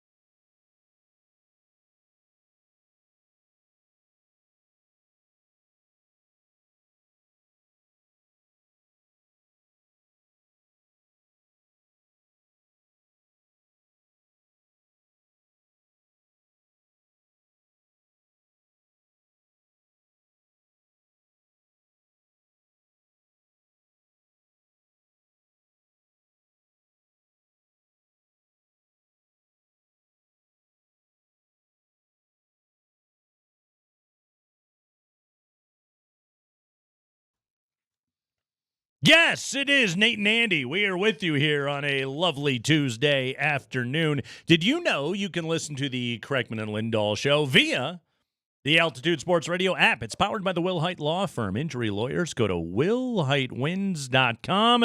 That is willhitewins.com. Broncos pack coming up here on Sunday night. Broncos 1-0 in the preseason. They scored 34 points. Hey, that's fun. We always like that. And I got roster questions for you. I got answers. Numerous roster questions for you. I plan to pepper you with these questions. We'll start at quarterback. Yes. They keep it 3? I'm keeping the odd man out for me is Stidham. Mm-hmm. So it's up to you. But are they keeping 3? I can only tell you what I would do. I Sure. don't know, because here's the thing. You just brought up the problem. You brought up the math problem in that last segment when we talked about Troy Franklin. Yeah. If you want 6 receivers, it's got to come from somewhere else. How many backs are you keeping? Again, that factors into this as well. I Sure. think you've got a lot of intriguing backs. I believe you're keeping 4. All right. Are you keeping the fullback? This has been some peppery debate. I am keeping the fullback, So but then that's 3 backs. I have 4 backs. Count the fullback. He does have back in his name. But I got Javonte, Estime, McLaughlin, Burton is your 4 backs that you're keeping on the team. The other option there is you could use Nate Adkins in a fullback role. I don't think Peyton's going to do that. Yeah, I will tell you. I think Peyton likes Michael Burton. Well, I do too, because the guy, he's got a stone forehead and Yeah. he knows how to blast a linebacker out of the middle. Right. Which is what I think you're looking for. We all kind of throw around just make the tight end go and block. I've seen plenty of tight ends. Our guy, Virgil Green, God love him. He was good at it. He was no Howard Griffin. He was no Griffith either. Griffith, sorry. Who was your Illinois guy? Can't get that wrong.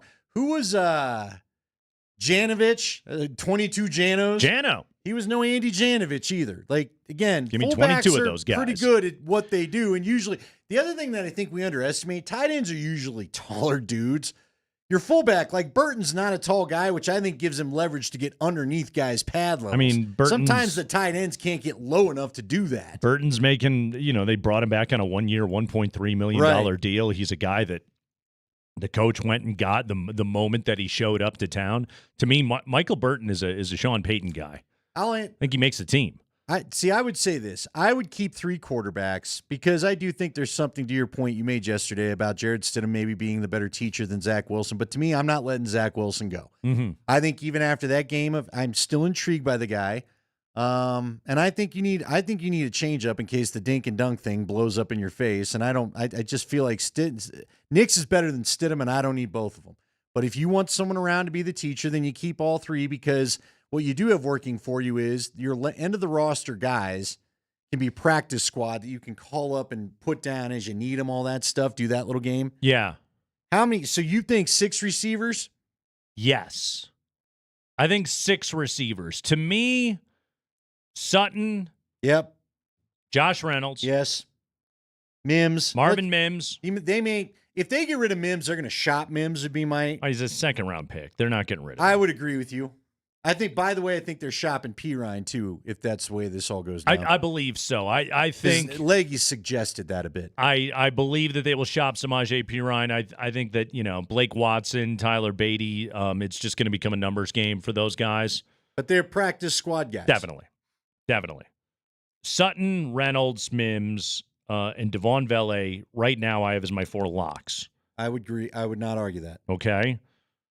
After that, I think that Tim Patrick and Troy Franklin, because he's a 4th-round pick, are to use a Mike Tomlin term, in the pole position. What about Lil Port Jordan Humphrey? Yeah, I know. That's a Sean guy. He's a Sean guy. And I think there's value in being a Sean guy. I think as much as we all I don't know. See, Tim Patrick, if he can just get a chance to show, he was out there with the starters. Still knocking rust off, but he's a good player. There's no doubt about Still it. a good you player. can trust him, I think, to make a catch on 3rd down. Mm-hmm. But I feel like Lil Jordan Humphrey is more of a Sean guy than Tim Patrick. Yeah. And that may give Lil Jordan the win. If you keep 8 offensive linemen, which is The minimum. Yeah, kind of you're right around there, 8 or 9. Obviously you got your 5 starters. Let's include Wattenberg in that for now, and Alex Forsythe, who they love. And then after that, it's you got your Frank Crum out of Wyoming, my dude Paul Chefsky, Matt Pert, son of Neil. Yeah, I was about to say. I don't believe that's true. I don't know Matt Pert. I know Neil Pert. By the way, your dude DeMontre Jacobs, he was getting some shine on the telecast the other day. Oh, big 71. What about Throckmorton? Is he going to make this team? Yeah. Isn't he the old Baltimore guy? Love I that think name. Throckmorton is one of the guys. Throckmorton. And I wouldn't be surprised looking this over. Like, again, they liked Palczewski last year. Do Yeah. they like him again? If not, maybe there's a new Palczewski. But I've heard they like him.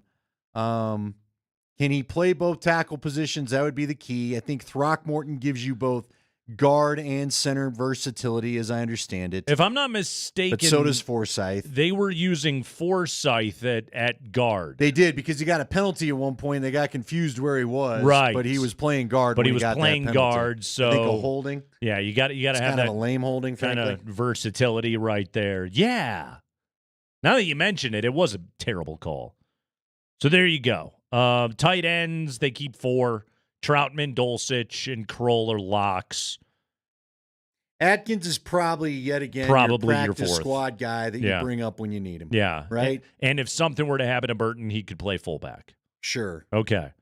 So right there, I think we're at 3 quarterbacks, 4 running backs, including Burton in that conversation, not a tailback, but a fullback.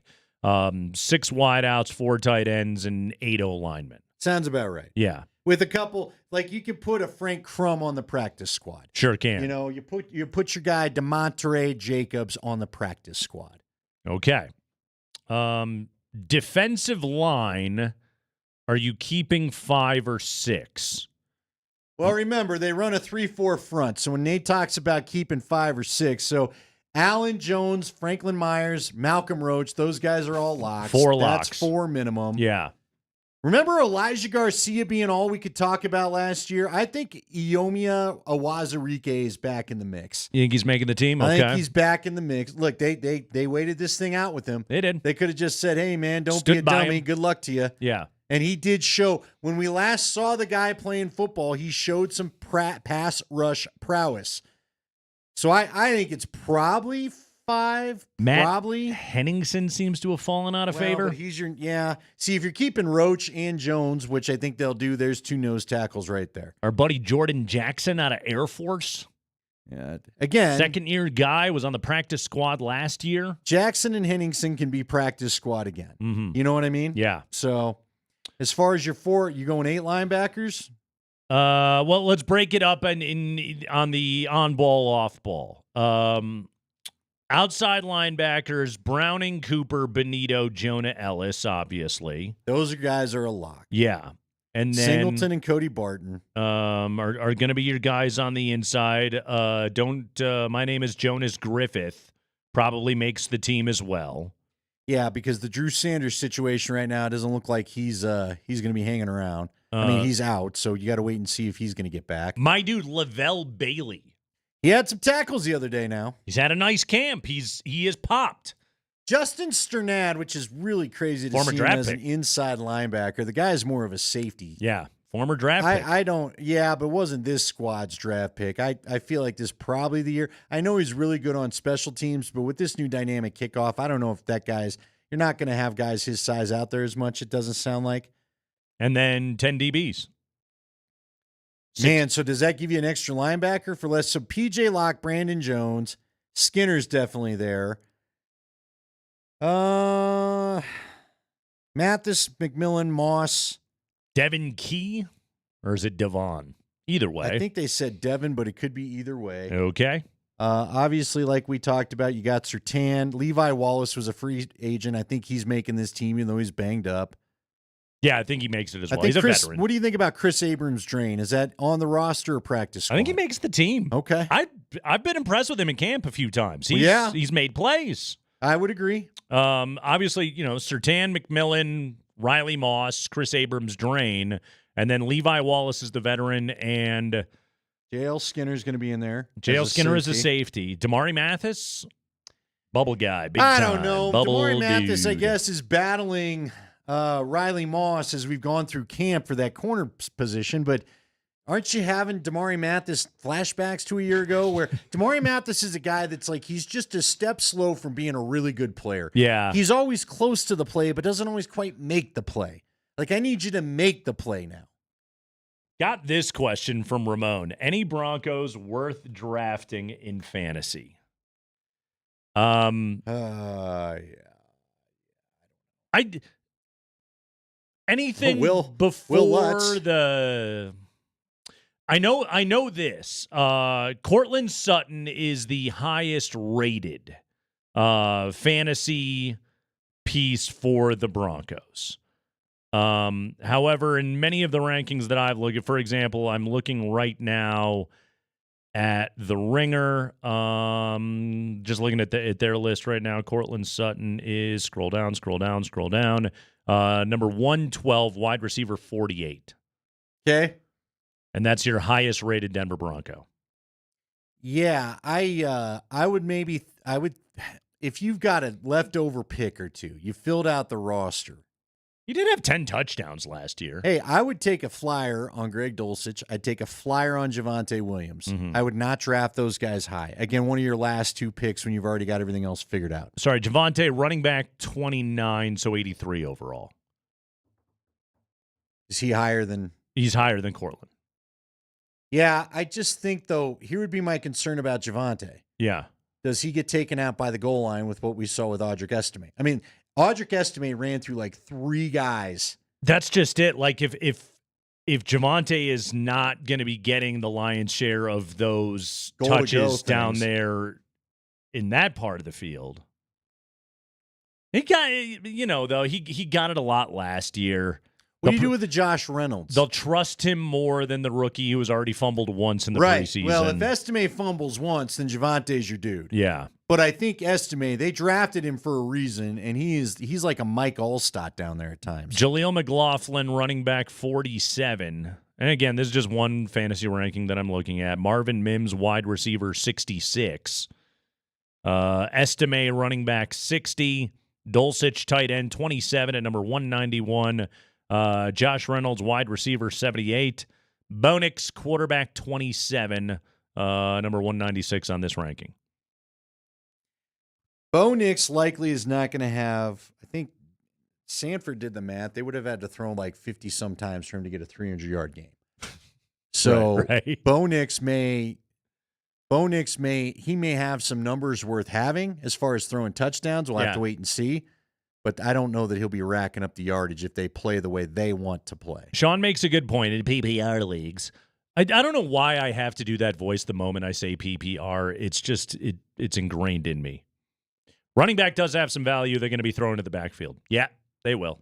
Yeah, but then what do you do with McLaughlin? We thought McLaughlin last year was going to, I thought he was going to be in the mix a year ago, and then all of a sudden he just wasn't. We couldn't figure out why. He's the fastest of the backs. Right. He is the home run hitter, frankly. He is. He has the most wheels, but he's also your okay. If the Broncos don't keep Samaje Perine around, and we saw the way that Sean Payton used him last year, he was a third down and really fourth quarter guy. Because he's a pass blocker. Exactly. I think he's the best pass blocker. Good pass blocker, plus you get that release. And then, unfortunately, Broncos quarterbacks can't find an open receiver. Receiver's not getting open. And so it's like, hey, you're 5 yards in front of the line of scrimmage and wide open. I'll just give the ball to you. And then they get immediately tackled and the clock runs. Broncos are really, really good at that. If Samaje Perine doesn't fill that role, is McLaughlin ready to fill that role now? I just don't know. Is he hefty enough to be a pass blocker? Mm-hmm. Is Javonte picked up that part of his game finally where he can be in there and be the pass blocker? Yes. McLaughlin, I think somebody was telling the story that he went and spent money. Was it Ryan Harris saying that that he apparently bought a jugs machine so he could catch the ball more? I had read that in the Denver Post this year. There you go. Yes. So if that's If that's the deal, then he might have to be the third down guy simply as another passing option. If the tight end, I would say this. We've talked a lot about, and he's talked a lot about it himself, that being Sean Payton, about the joker position on this offense. If Dulcich can't fill it, McLaughlin would have a real good shot at being that guy. If I was going to name who is the Bronco that can break out in the offense this year, I would put McLaughlin number one. Well, and I would use as evidence, Bo Nix, I still have some questions about some of the downfield passing. His ability to hit a wheel route out of the backfield is elite. He loves that route. Yeah. And he hit one to McLaughlin the other day. You could be seeing a lot of that, especially if they can get people doubling up a Dulcich, going after a Cortland, and you can get those backs underneath. Could be all day feeding for him for a bit. Kreckman and Lindahl, yeah, that's right. We're talking about what Broncos you might draft in fantasy football. You might, Rabbits, you might. Hey, everybody gets a little bored by the 11th round. You take a Bronco. Right. Well, you want one of your guys on your team, You don't got you? to, right? One of your guys. So that And way it could be Will Lutz. you know who to blame when your team sucks. Yeah. It's your fault. Yeah. Bo Nix is a second quarterback. Could be interesting. Yeah, maybe.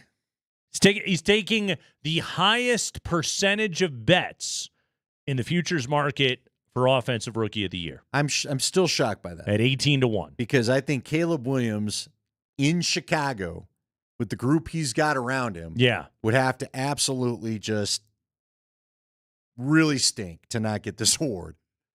Take J.J. McCarthy off the board. Well, we got to wait and see how long that injury's out. But yeah, you're probably right. Look, Sam Darnold was supposed to start anyway. So McCarthy made some throws the other day. Oh, yeah. He's got that arm. He looked impressive. He dropped a couple in. Sure did. Kreckman and Lindahl, that's right. You threw that pick where you wanted to know, why didn't you see that guy? Preseason breakdowns here on Altitude Sports Radio.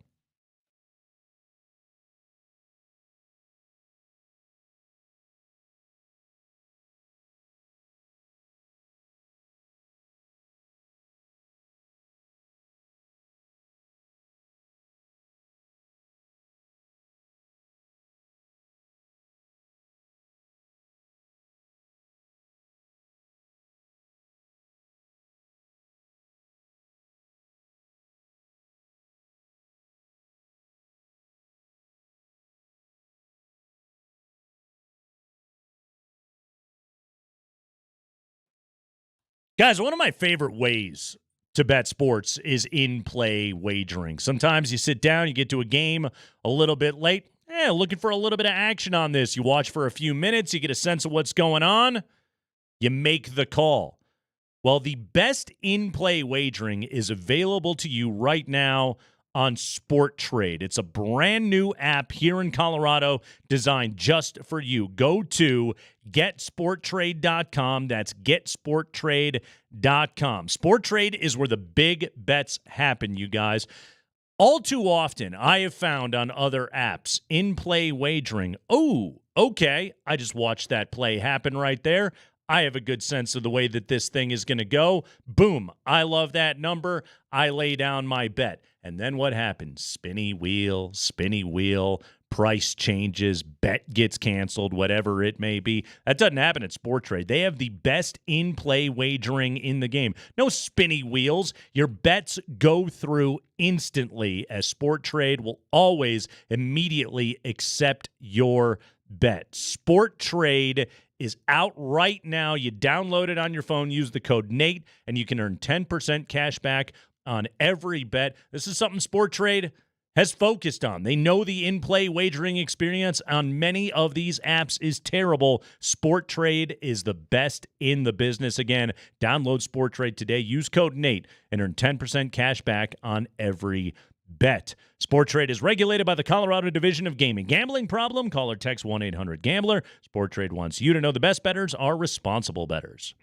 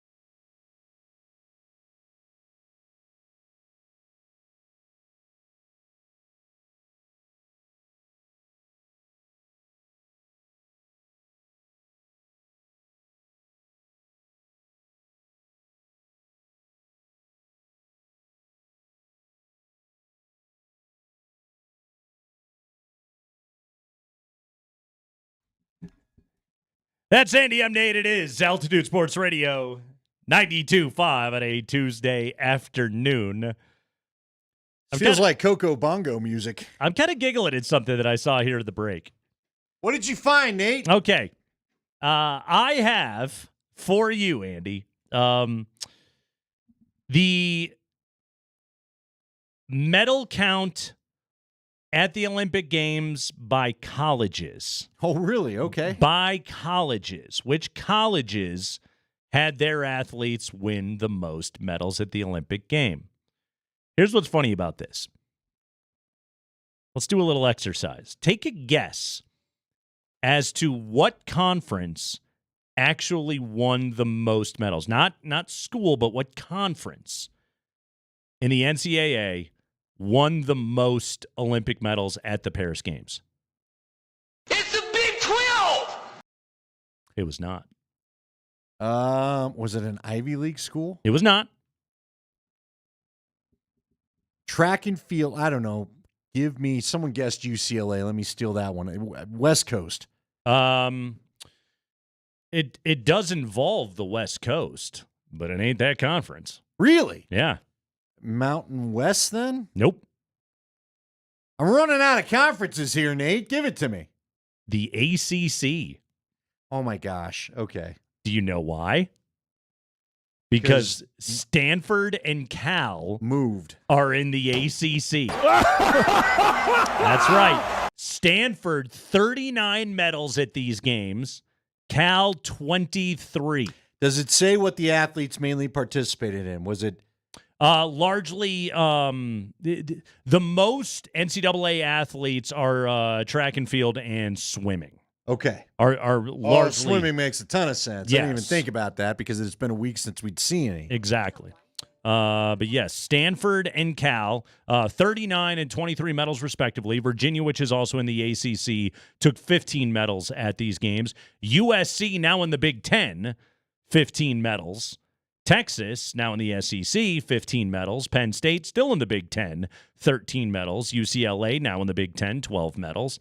Kentucky, Florida, and LSU, 11 medals respectively. Those schools still are in the SEC.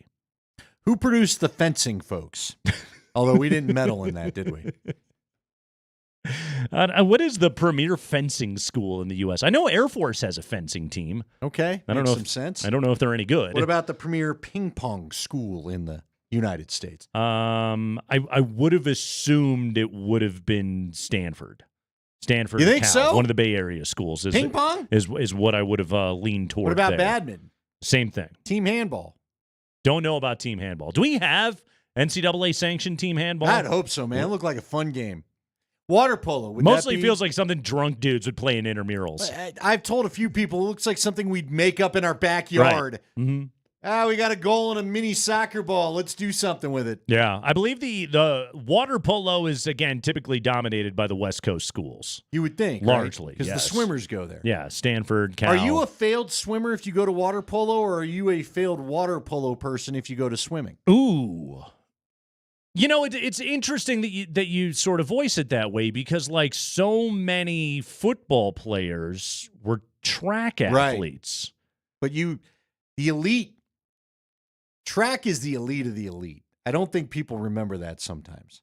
Like, so fast. So fast. There was a great story today in The Athletic about Deion Sanders at Florida State. Okay. And it was sort of telling the tales of what Deion was like when he was at Florida State.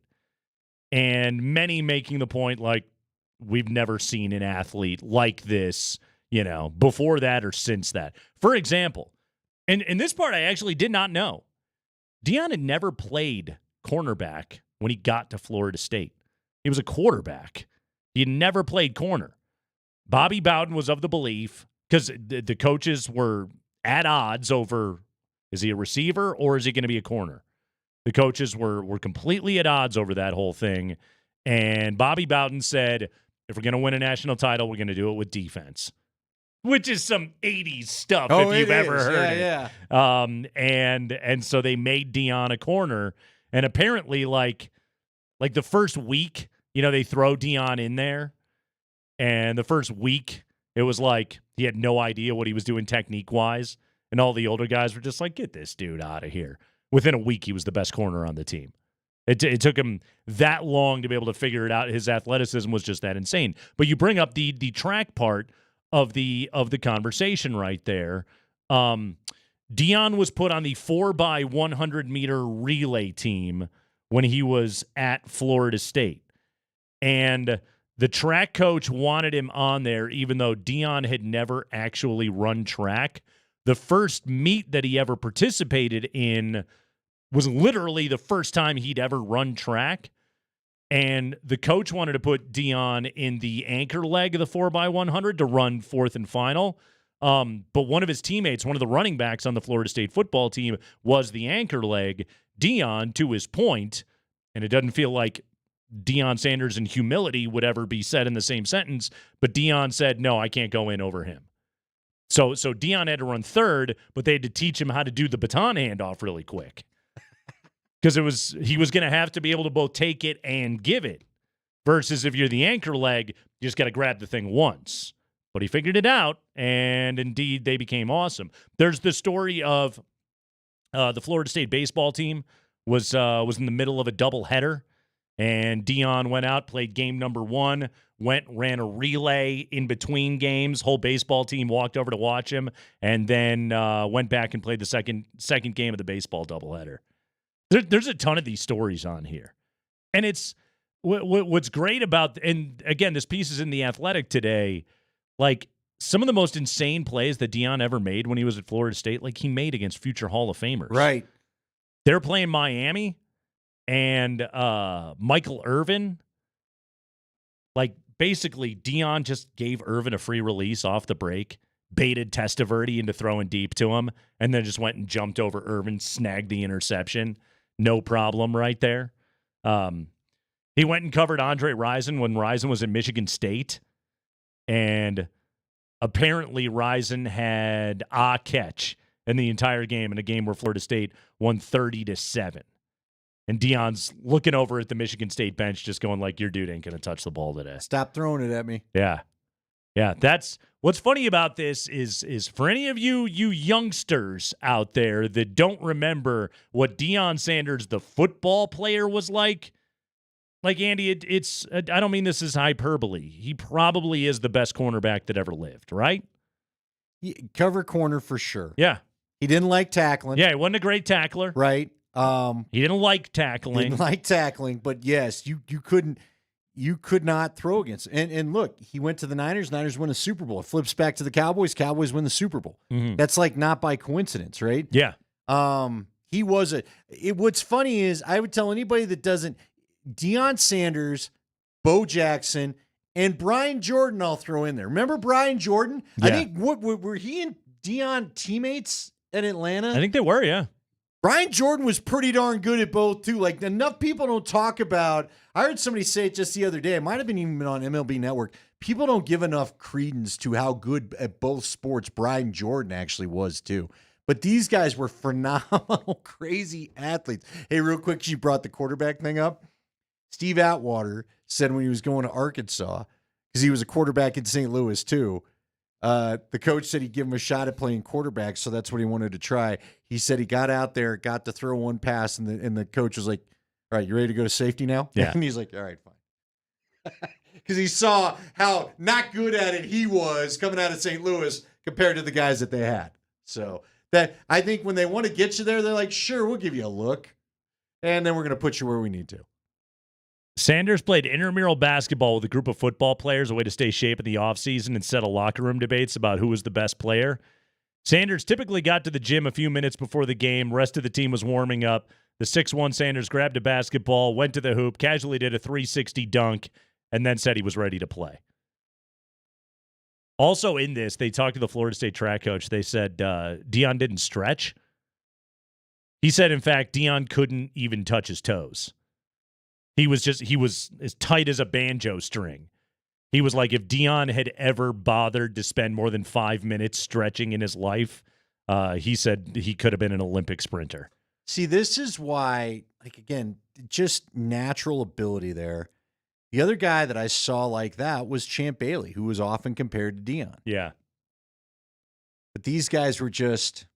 Champ was a dude, and Tom Nalen used to tell me this, like, Champ was the best, like, he was the best player, but also it wasn't a fluke. The moment that he stepped out on the practice field, everybody was just wowed by what he could do. Well, and I wish I could explain, watching him, you and I have watched a lot of corner receiver battles, right? The year I got to watch Javon Walker go against Champ Bailey, both of them so fluid in their movements. Like, Javon Walker could have truly been one of the greats. Unreal athlete. That guy glided. Yeah. I mean, glided. His change of direction. You talk about no splash in the pool, quietest feet ever on a change of direction. And to watch him and Champ Bailey match each other in that athleticism where it's just, it was so fun to watch in camp. By the way, when Dion was asked by the coach why he didn't stretch, Dion looked back at him and said, "You ever seen a cheetah stretch before it runs?" What are you going to do? What are you going to do? It's not like he's out there pulling muscles. Hey, he was fine. He's already faster than everybody else, and his future isn't in track. That's for damn sure. He went out when he ran his 40 at the Combine. Dion brought track cleats with him and ran it in 4.3. The scouts stopped him. They said the time isn't going to count. It's not fair to run in track shoes. Told him to put on his football cleats. Dion said he didn't bring them. He grabbed his high tops, put them back on, and ran a 4.28. In high tops. Should have just left the other one alone. Boom. Roasted. How you like me now? Yeah, Deion Sanders at Florida State absolutely ruled. It is the Kreckman and Lindahl show. We'll take a break. When we come back, 5 biggest stories of the day from around the NFL. A rookie quarterback injury, not Bo Nix, don't worry. Plus, we got a spicy rumor about where Brandon Ayuk could be headed. That's next.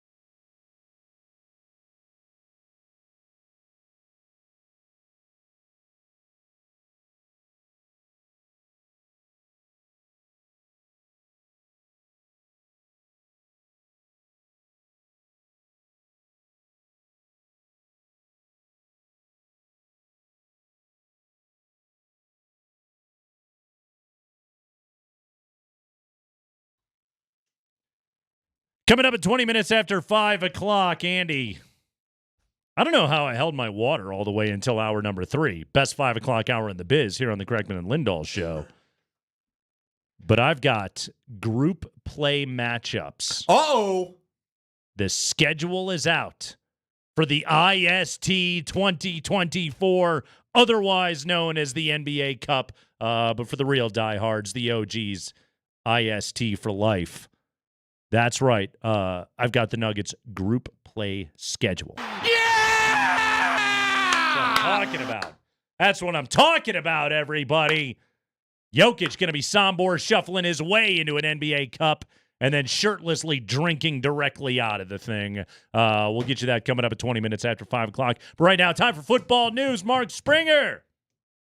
Let's do the high five, and let's start with Brandon Ayuk news or something like news because weird stuff, right? Yeah, Ian Rappaport tweeting this out today, though nothing from Schefter or ESPN, so grain of salt maybe. The Niners and Steelers, according to Ian Rappaport, have a deal for a potential Ayuk trade in place.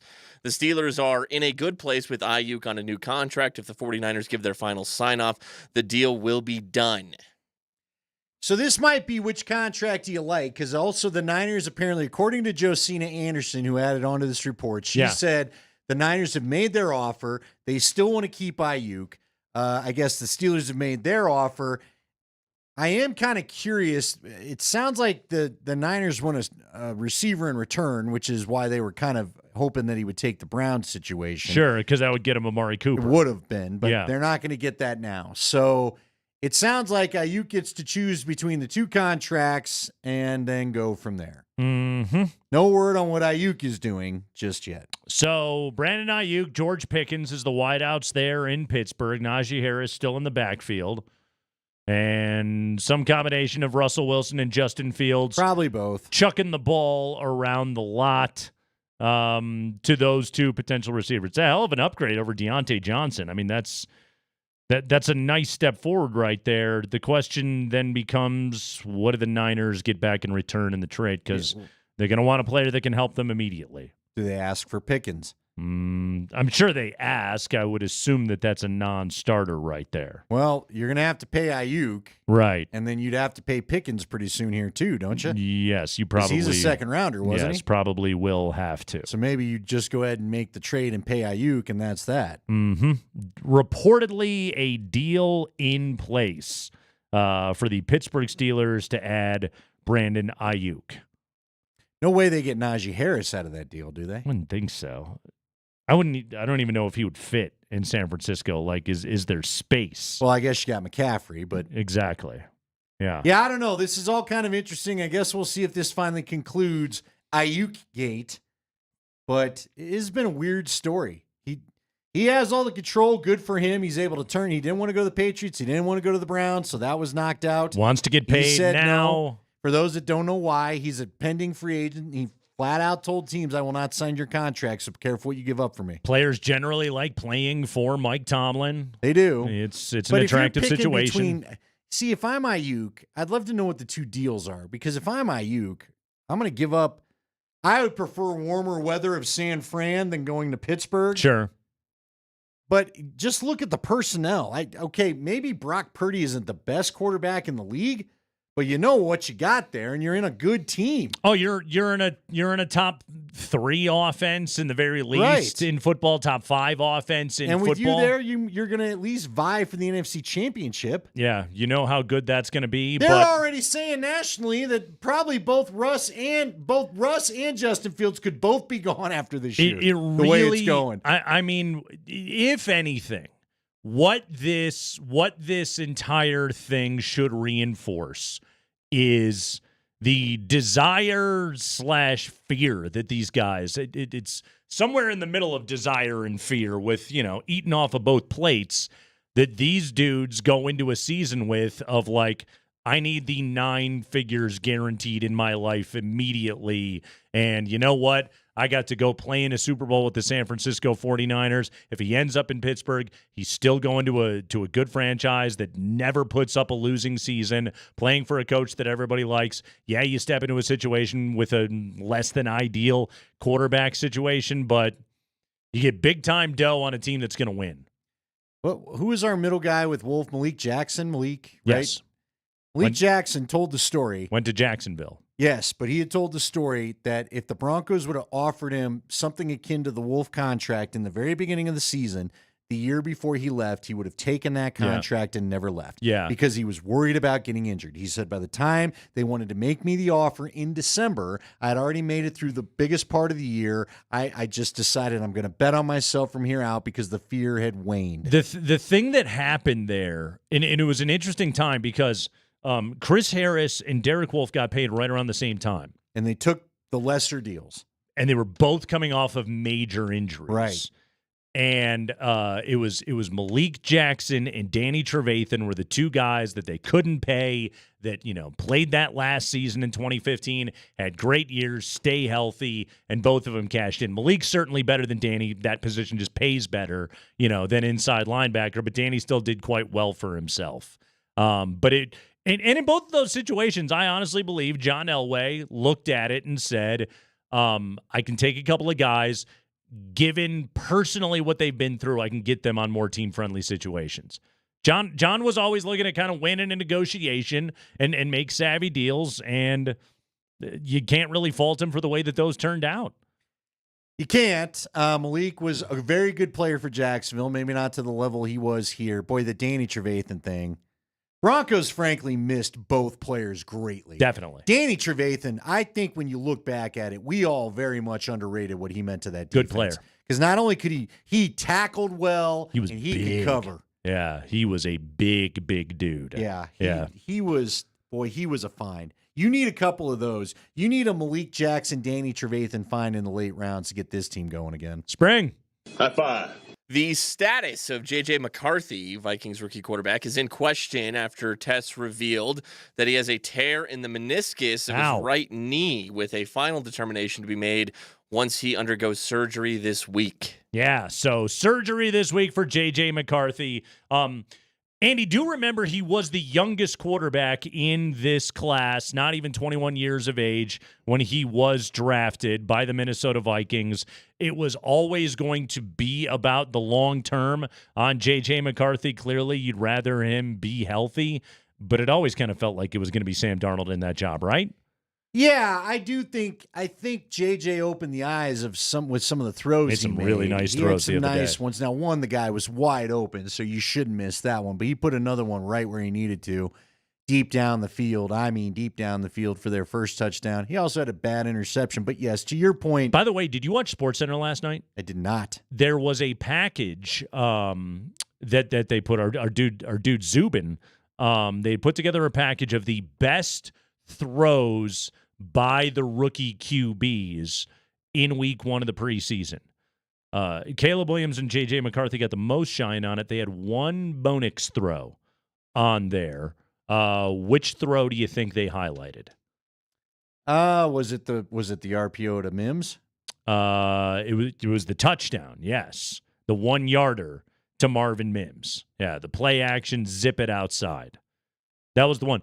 I would have gone with the throw to Cortland. Yeah, because on the 3rd and 10, I thought on the move and right, just a great spot. Yeah, that to me was a great individual effort. It was also a good throw on the touchdown to Mims. It was just that was a great play design right there.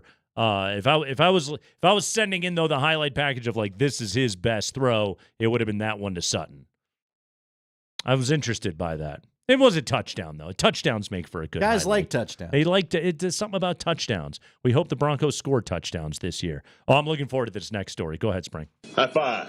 We have preseason Thursday night football this week. It'll be the Patriots hosting the Eagles, and the Pats and Eagles are having joint practices together this week ahead of that game. Gerard Mayo, new Patriots head coach, doesn't want fights in these practices. He has an ultimatum for his players. Here it is. Look, you don't fight in a real game. When you fight in a real game, you get fined, you get kicked out. It's the same thing here. And look, my message to the players, if you get in a fight out here, if you're a starter, you're going to play the whole preseason game. If you're not a starter, you won't play at all. And so that's kind of my mindset with that. I laughed when I saw this. And the reason why is like, what does that say about preseason football when you're threatening a guy to have to play in it? Starters have to play. Guys need to make the team. Don't get to play. It's a perfect threat. Starters are hoping to not see the field at all in the preseason, but I'll make you play the whole game if you fight. Scrubs, no fighting. Otherwise, you don't see the field. That's a good threat. Just the part where you're just like, I'll make you have to play in this game. Okay, so let me follow up with this, if I may. What happens if a fight gets going? Do you want your guys standing up for each other? Or do you want everybody like, well, I'm not playing in the game? Right. Nope, sorry. Right. You're a fight. And you're on your own. It's a good question. What's the technicality? I hope he addressed that with My his players. technicality would be if you're the one that started it, then the people that backed you up, that's just being a good teammate. But you get to play the whole game for getting us in that fracas in the first place. Yes. Or if you're in one of the break-off fights, the tributary rumbles that is happening to the other side, then you could get in trouble for that. If you side stage it at Lollapalooza, guess what? Whole game. Or not at all. You're over there with the meat puppets. You're going to have to play the whole game. Yeah. And finally, Spring. High five. One of my guys, Aaron Rodgers, talking to the media today, and he was asked about Hassan Reddick having not even attended a single practice for his new team, the New York Jets. He weirdly still wants money. He does. Yeah. And he wants a trade because the Jets don't appear to want to give it to him. Has Aaron Rodgers ever seen anything like this? A teammate who's never played for his new team demanding a trade. Here's Aaron. Well, there's always new things in the league that, I've been around 20 years. I've seen a lot of stuff. I think as players, we always first try and side with the player because you know what it's like to be a player. I've played against Hassan before. I don't know him well. I've had a couple messages with him, I believe, when he got traded. Obviously, we'd love for him to be here, but we don't judge him for trying to do what's best for him. I think what's best for him is to be a Jet because this is going to be a fun ride, but. He's got to make the best decision for him and his family. Because when you're a Jet till the end. Again, if Aaron Rodgers is being honest here, and he does his own research, so he should be, wouldn't he be sitting there going, yeah, no, they traded for a guy that wanted a new contract from his old team, and then they didn't give him a new contract, and he's still disgruntled. So what is anybody surprised about? So I'm looking at my front office going, what did you think was going to happen? Well, and they said, I read somewhere where apparently they floated an offer Reddick's way that he declined immediately when they made the trade. Yeah. So they've been sitting there for months knowing he's not signing your deal. Shouldn't you have worked all this out before you traded for him? You would think. And look, wasn't Aaron involved in a little bit of this? He wanted the new deal from Green Bay. Remember that? He sure did. So that's why he sides with the player. Right. Well, and they should. I mean, it's not going to do you any good in the locker room to side with the team. And yeah, you should want Hassan Reddick there. You gave up a good player in John Franklin Myers. Yeah. In the aftermath of you thinking you traded for Hassan Reddick.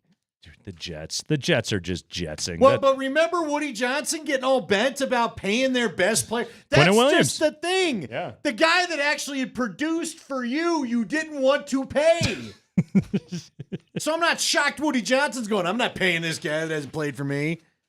But then don't okay the trade. Team's got 7 and 10 written I'm telling you, all I over really him. wish the Jets would have been the offseason Hard Knocks. Yeah. Because I'd like to see that Mara was in the middle of everything, but I'll give you this. They all seem to be on the same page about what was going to go down. I'm starting to wonder, did you guys watch Hard Knocks? Do you ever tell Woody Johnson anything before you go do this?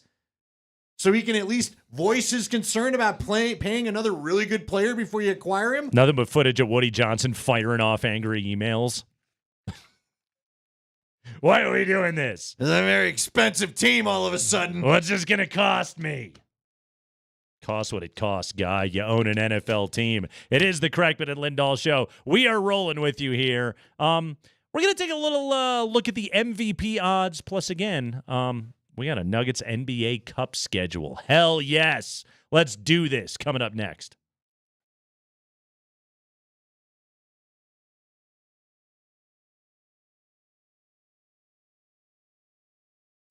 Hey guys, Andy Lindahl here for the Rocky Mountain Men's Clinic. Let's talk about your energy levels. How were they today? Did you get up having a good day and then all of a sudden maybe the crash midday, even earlier than that, if possible? Do you notice that you just don't have the energy that you want to sometimes? Are you seeing other maybe changes in your sex drive or your workouts or anything like that? Maybe putting on some weight. This is all can be sign of low T. And for some guys, it starts to hit them as early as their 20s or 30s. If you think that these symptoms sound all too familiar and you want to take a quick quiz, you can go to RockyMountainMen'sClinic.com. Take their low T quiz right there. It's a simple 10-question quiz with yes or no answers, and it'll take you 2 minutes. If you stop by the Rocky Mountain Men's Clinic to have further discussion, they'll draw your blood and have your results within 30 minutes. By a Colorado licensed medical provider, you will review your results right then and there and discuss your options, and you can make the decision. It's $99 for this initial visit. It includes a medical consult, a TMPSA test, but if you sign up for testosterone the day of your treatment, that cost is waived. It's a free visit. So stop by and see, especially if you want to improve. For me, it was the energy. That was the big thing that had me motivated. Go on in there and see if maybe a low T treatment is the way to go for you. They have 5 locations. Give them a call, 720-440-7900 or RockyMountainMen'sClinic.com.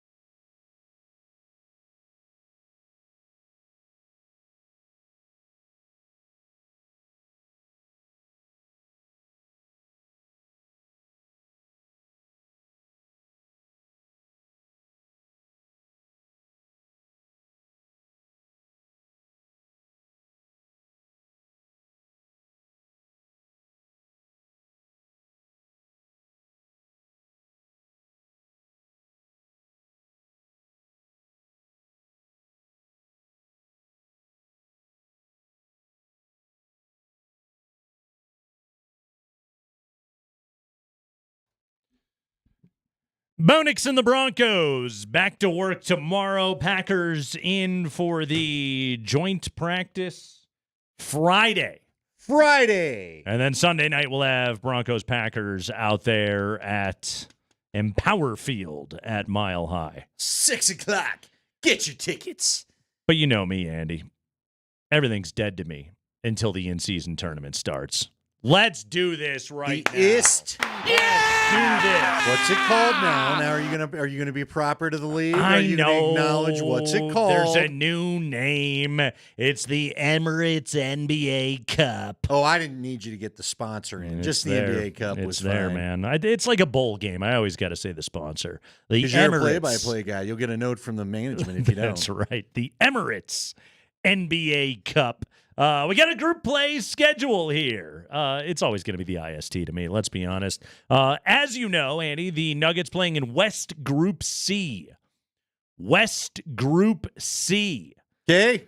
And we got the breakdown of So is this the same group as a year ago? They Not shuffled any of that? They were West B last year. Oh, I got you. Yes. So there will be a new group of teams. They redrew this year. Oh, good. Nuggets are in West Group C.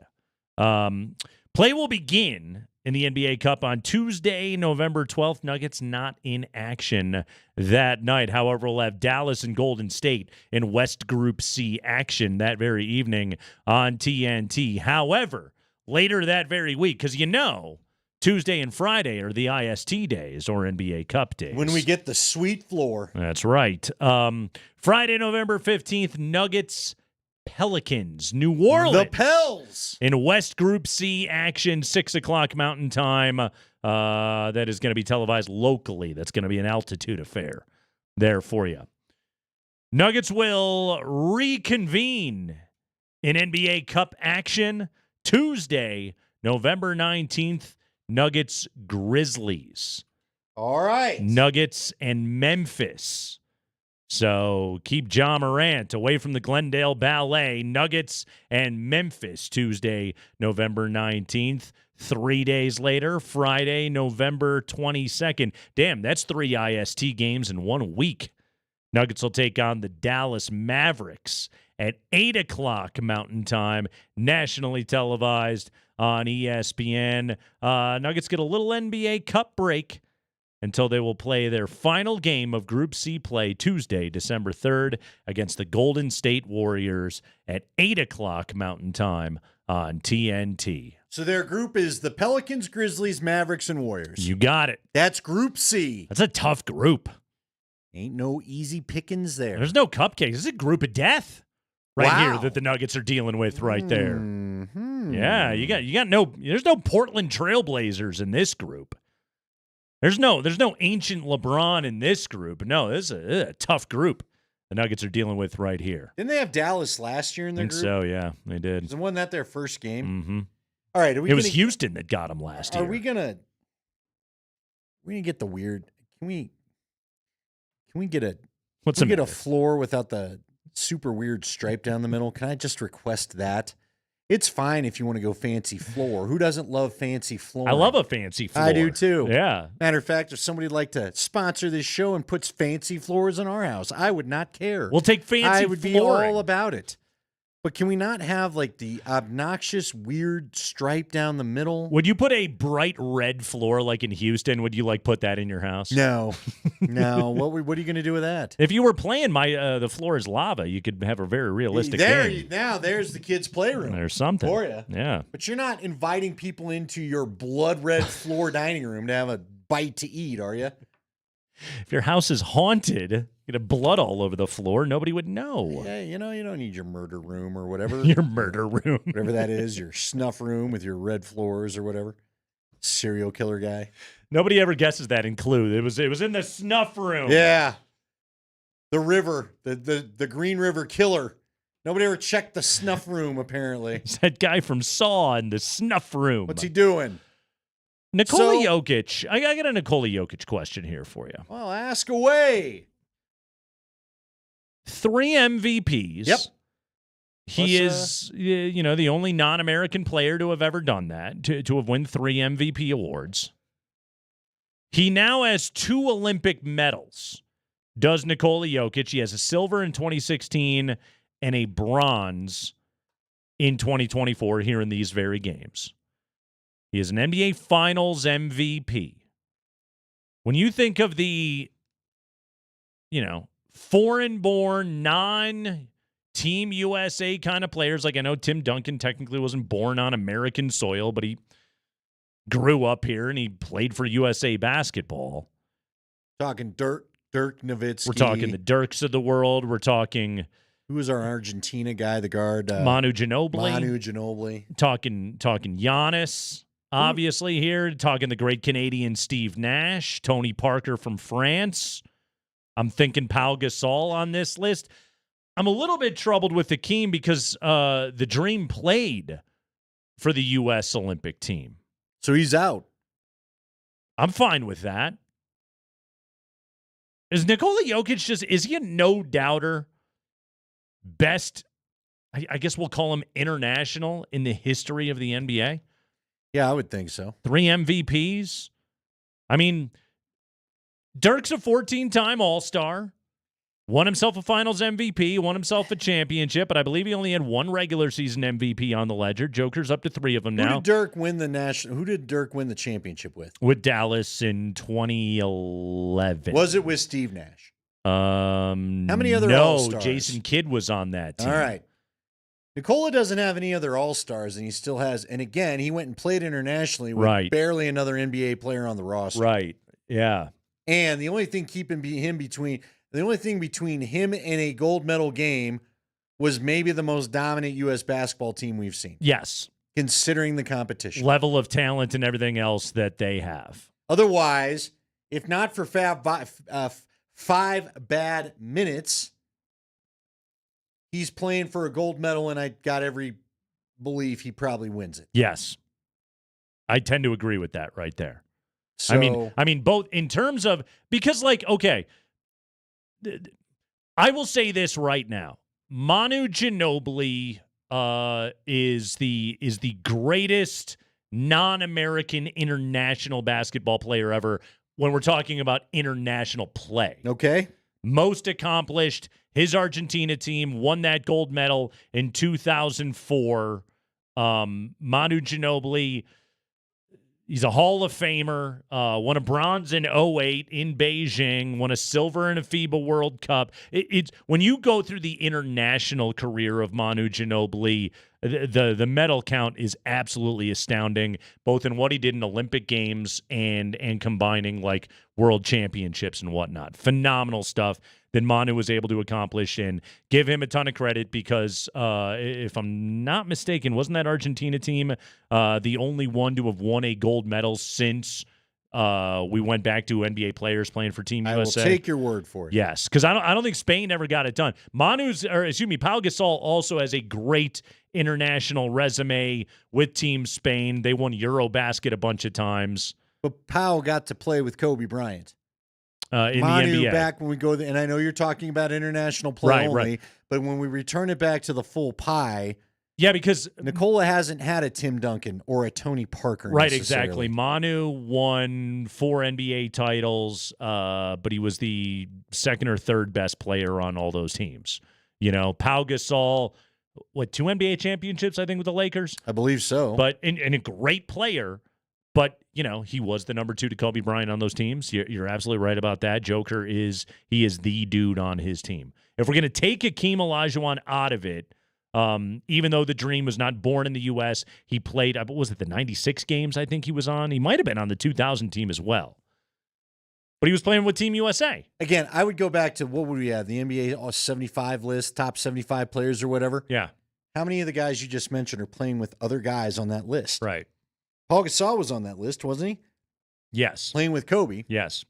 Parker made the list, didn't he? Believes may have. I'm not sure. Well, if Good he question. didn't, we do know that. Did Ginobili make the list? I wouldn't have thought so. On an NBA list, I wouldn't have thought so. Point being that Nikola Jokic is not, and now we're all kind of in a kerfuffle about what to do with Jamal Murray. Right. Where does he lie? After what happened in the playoffs last year, I at one point last year thought, well, he didn't make the All-Star game because of that hamstring. It's a slam dunk he makes it this year. Now I don't know. Doesn't feel very likely. But that's the closest thing to an all-star caliber teammate that Nikola's had.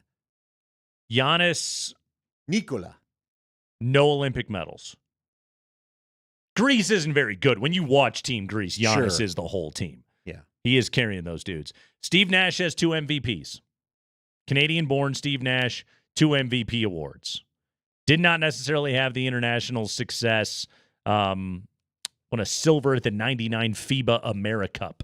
But not a ton of stuff right there. But 2 MVP awards. Nash never did win an NBA title. Did he get to the finals with Dirk against the Heat? No, he Okay. was in Phoenix by then. Okay. He 'Cause was on a Suns team that probably would have made an NBA Finals, except for dudes leaving the bench. Remember that whole thing? Oh, yeah. Mhm. Oh, yeah. Whoops. Yep. That one stung a little bit for those guys. Why are you being lames and talking about this? I believe Nikola Jokic is the. If you're just going non-American born, are we putting Joker over 2-time Finals MVP Hakeem Olajuwon right now? I think Joker still has work to do to catch the dream. That's fair. I don't know. I think he will. Like he's on a track to pass him. Did Hakeem, well, I don't want to say this. See, this is where I don't know if I'm educated enough to make the statement, because I would ask you the question, did Hakeem change the game the way Joker did? But I have actually heard some people talk about how Hakeem changed more of the big man game than he probably gets credit for. Hakeem was honestly, of that era, and Olajuwon did it best, but Ewing, Robinson, and Olajuwon were all floor-stretching bigs before that was a thing. Now, those guys would shoot 18-footers. They didn't shoot threes. In today's game, all 3 of those guys would have been launching away from three-point land. Well, and Hakeem moved so well. He moved like Joker. We were all just caught up, I would say, the general, maybe not the hardcore basketball fan. I just remember we were all just in awe of the physical dominance that was Shaquille O'Neal. Yeah. And Hakeem's game did not necessarily look like that. His physical dominance came in a different way where he was able to move around. Shaq was just good luck stopping him. That's like the freight train coming down the track, and you got nobody to stand in the way. Classic big, right? You'd call Shaq classic big, I think. Big man classic, so to speak. Luka Doncic, you haven't done enough yet, dude. Went to an NBA Finals. Good job, but haven't done enough. Also, Team Slovenia hasn't done enough in international play. Although he did have a triple-double in the Olympics last time around. I mean, there's the other funny part about this is some of this is just like a newer phenomenon, you know, like the Sabonis's, Petrovic, Peja Stojakovic. Some of these guys, I mean, they came to the NBA a little bit later, just because, you know, it took them some time to be able to get to the league. Let me ask you an uncomfortable question. I'm down for that. Will Nikola Jokic still be a Nugget for the next Olympics? The next Summer Olympics, is he still a Nugget? Is the career still going? I believe he will. I think Jokic plays 5 more years in the NBA. 5 more years. I think. I don't know, though. Crazy to think about, though, right? I know. You're right about that. I mean, part of me feels like every year he did the commercials. He talked about the fun at the parade. Right. He's enjoyed the All-Star game a little bit more and was buddying up with guys. I do think he's taking a liking every year more and more to the NBA life, and therefore maybe he does hang around. Maybe he does extend his time here. He also... But everybody has said he'll be quick to get out. Is extremely well compensated. Well, not only that. Extremely. I mean, like, maybe the next contract is the I build my own race course contract. You know? Could be with all the horses. I own all the horses. You can bet on them, but they're all mine. Right. I'll say this. I'm gonna give you, I think there's an 85% likelihood that he's still playing.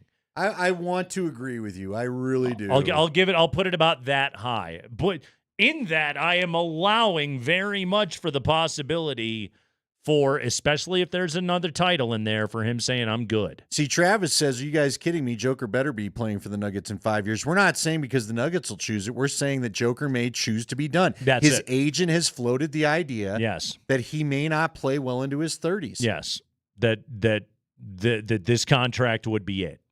And this contract goes through what? I want to make sure I got it right. Just like 29 or 28? The current contract goes through he has a player option for the 27-28 season. He'd be an unrestricted free agent at age 33 for the 28-29 season. That will never happen, right? No. He will never be a free agent. No. If he wants to take another contract, they will rush to give it to him. That would put him right now 4 more years on that deal. By the way, if Nikola picks up the player option 27 and 28, he will pull down a mere $62.8 million. That's a lot of money in Serbia. By the way, good from a texter, Tony Kukoc. Where do you throw him into that conversation? Because he does have the 3 NBA titles. Hall of Very but good. But again, he was sidetracked. Yeah. He was a great player, but without a doubt, he was phenomenal playing for that. That Croatian team was really good too. Yeah, no, Tony Kukoc was like EuroLeague MVP guy. Another dude that I think the Bulls drafted him. I want to say he stayed in Europe for like 3 more years. Yeah. Before he even became. They didn't really go get him until they lost Jordan. Yeah, right? It came stateside, and that was a part of all of that controversy with Jerry Krause and Scottie Pippen and Jordan, was that Jerry Krause would tell anybody that asked, "Oh, this Kukoc guy is going to be better than Pippen. Like this is going to be the dude. He's going to be, Michael's second option." And the Bulls did not. The American Bulls did not take well to that. Didn't the Dream Team go out of their way to abuse him? It was the first when they played Croatia in the group play. Yeah, go back and watch the footage. Scottie Pippen and Michael Jordan. It was personal. Oh yeah, it was. You don't want to say this about like Olympic competition. It was mean. Yeah. It was downright mean. It was. It was 2 of the toughest, baddest defensive players in the entire world just being like, we're going to swallow this dude. Now, when they played again in the gold medal game, Kukoc played really well in that game. I think he went for over 20 in that game. I don't think they cared as much by then either. Like they had sort of made their point. And they all, went on to be teammates and win titles together and all that. But it was very personal. And for Krause, it was like, I want to show the world how smart I am because I went and found this guy. Kukoc was a great player, but Hall of Very good. I'm with you. I don't have a problem with it, but I do think it was a great question posed by the text line from the 219 area code. It's just funny because there is, especially Sabonis. Yeah. Sabonis is dead, obviously. But yeah, Arvydas Sabonis was the guy that only came to the NBA well after the prime ended. He was so friggin' good. And was what many believed to be Jokic before Jokic. Somebody threw out a Detlef. Detlef was very good. Ask George Karl. He'll tell you. Better than Carmelo. It's Crackman and Lindahl.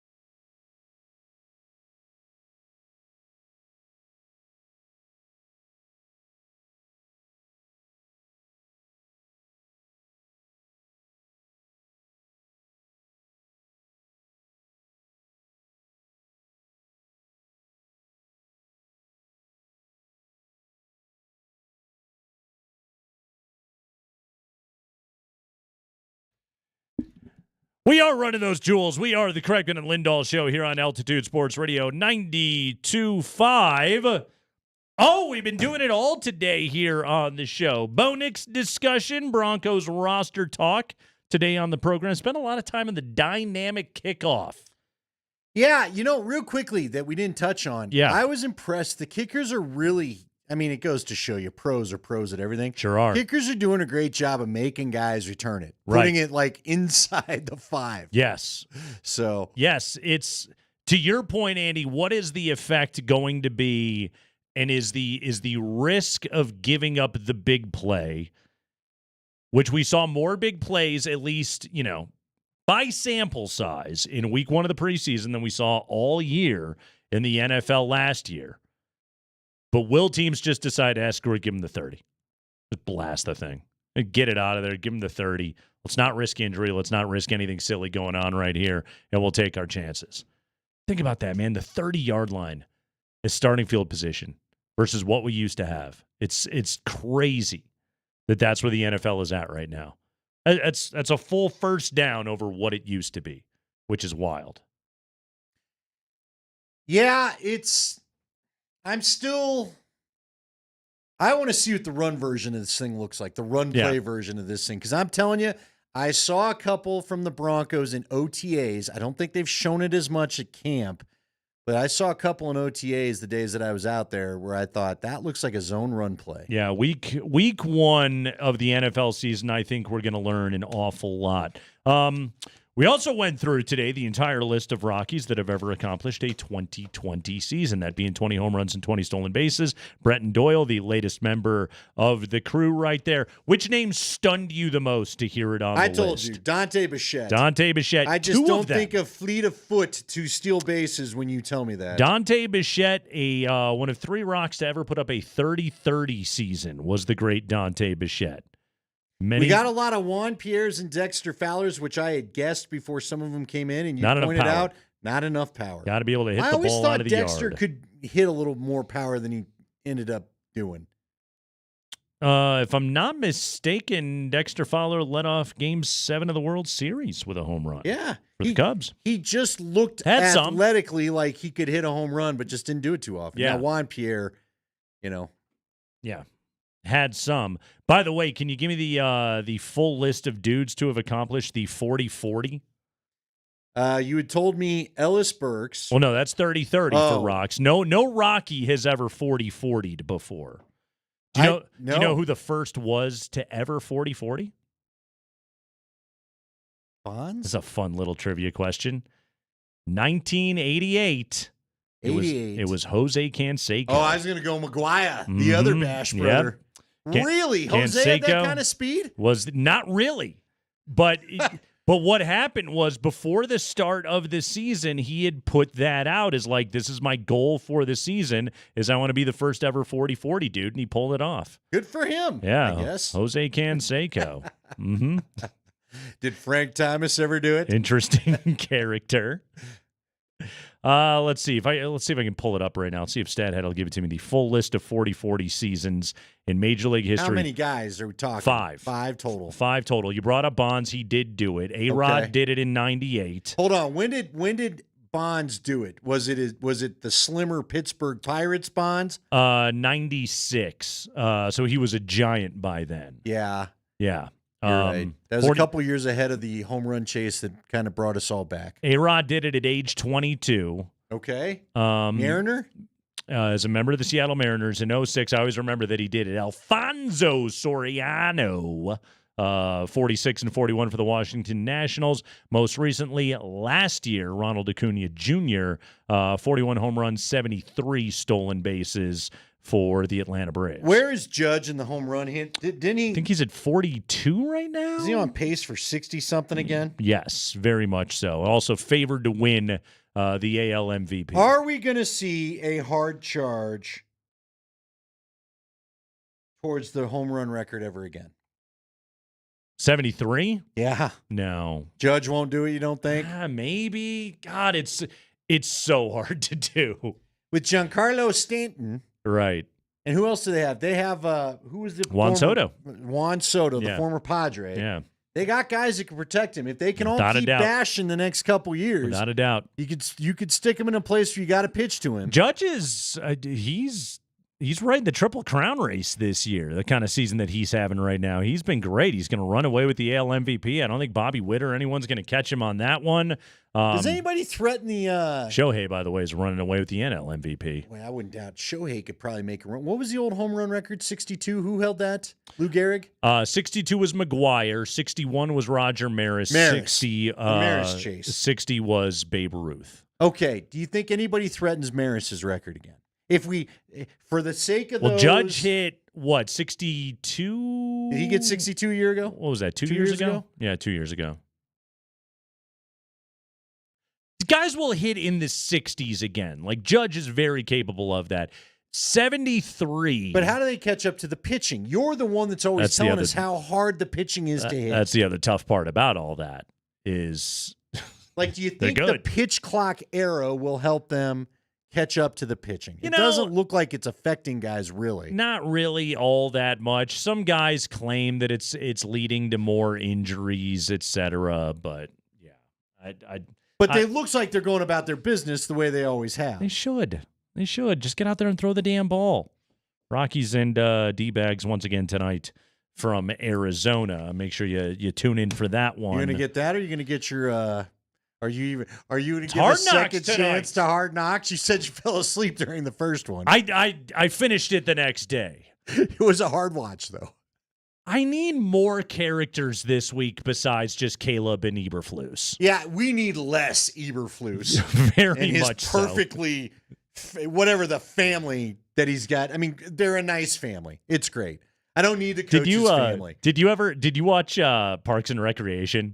Yeah, I've caught a few episodes. Yes. You know Jerry's family? His wife is gorgeous and his daughters are all 10s, and he's just a weird-looking dude. That's Eberflus. That's Eberflus. Yeah. The hell's going on right here with He's this a rich family? football coach.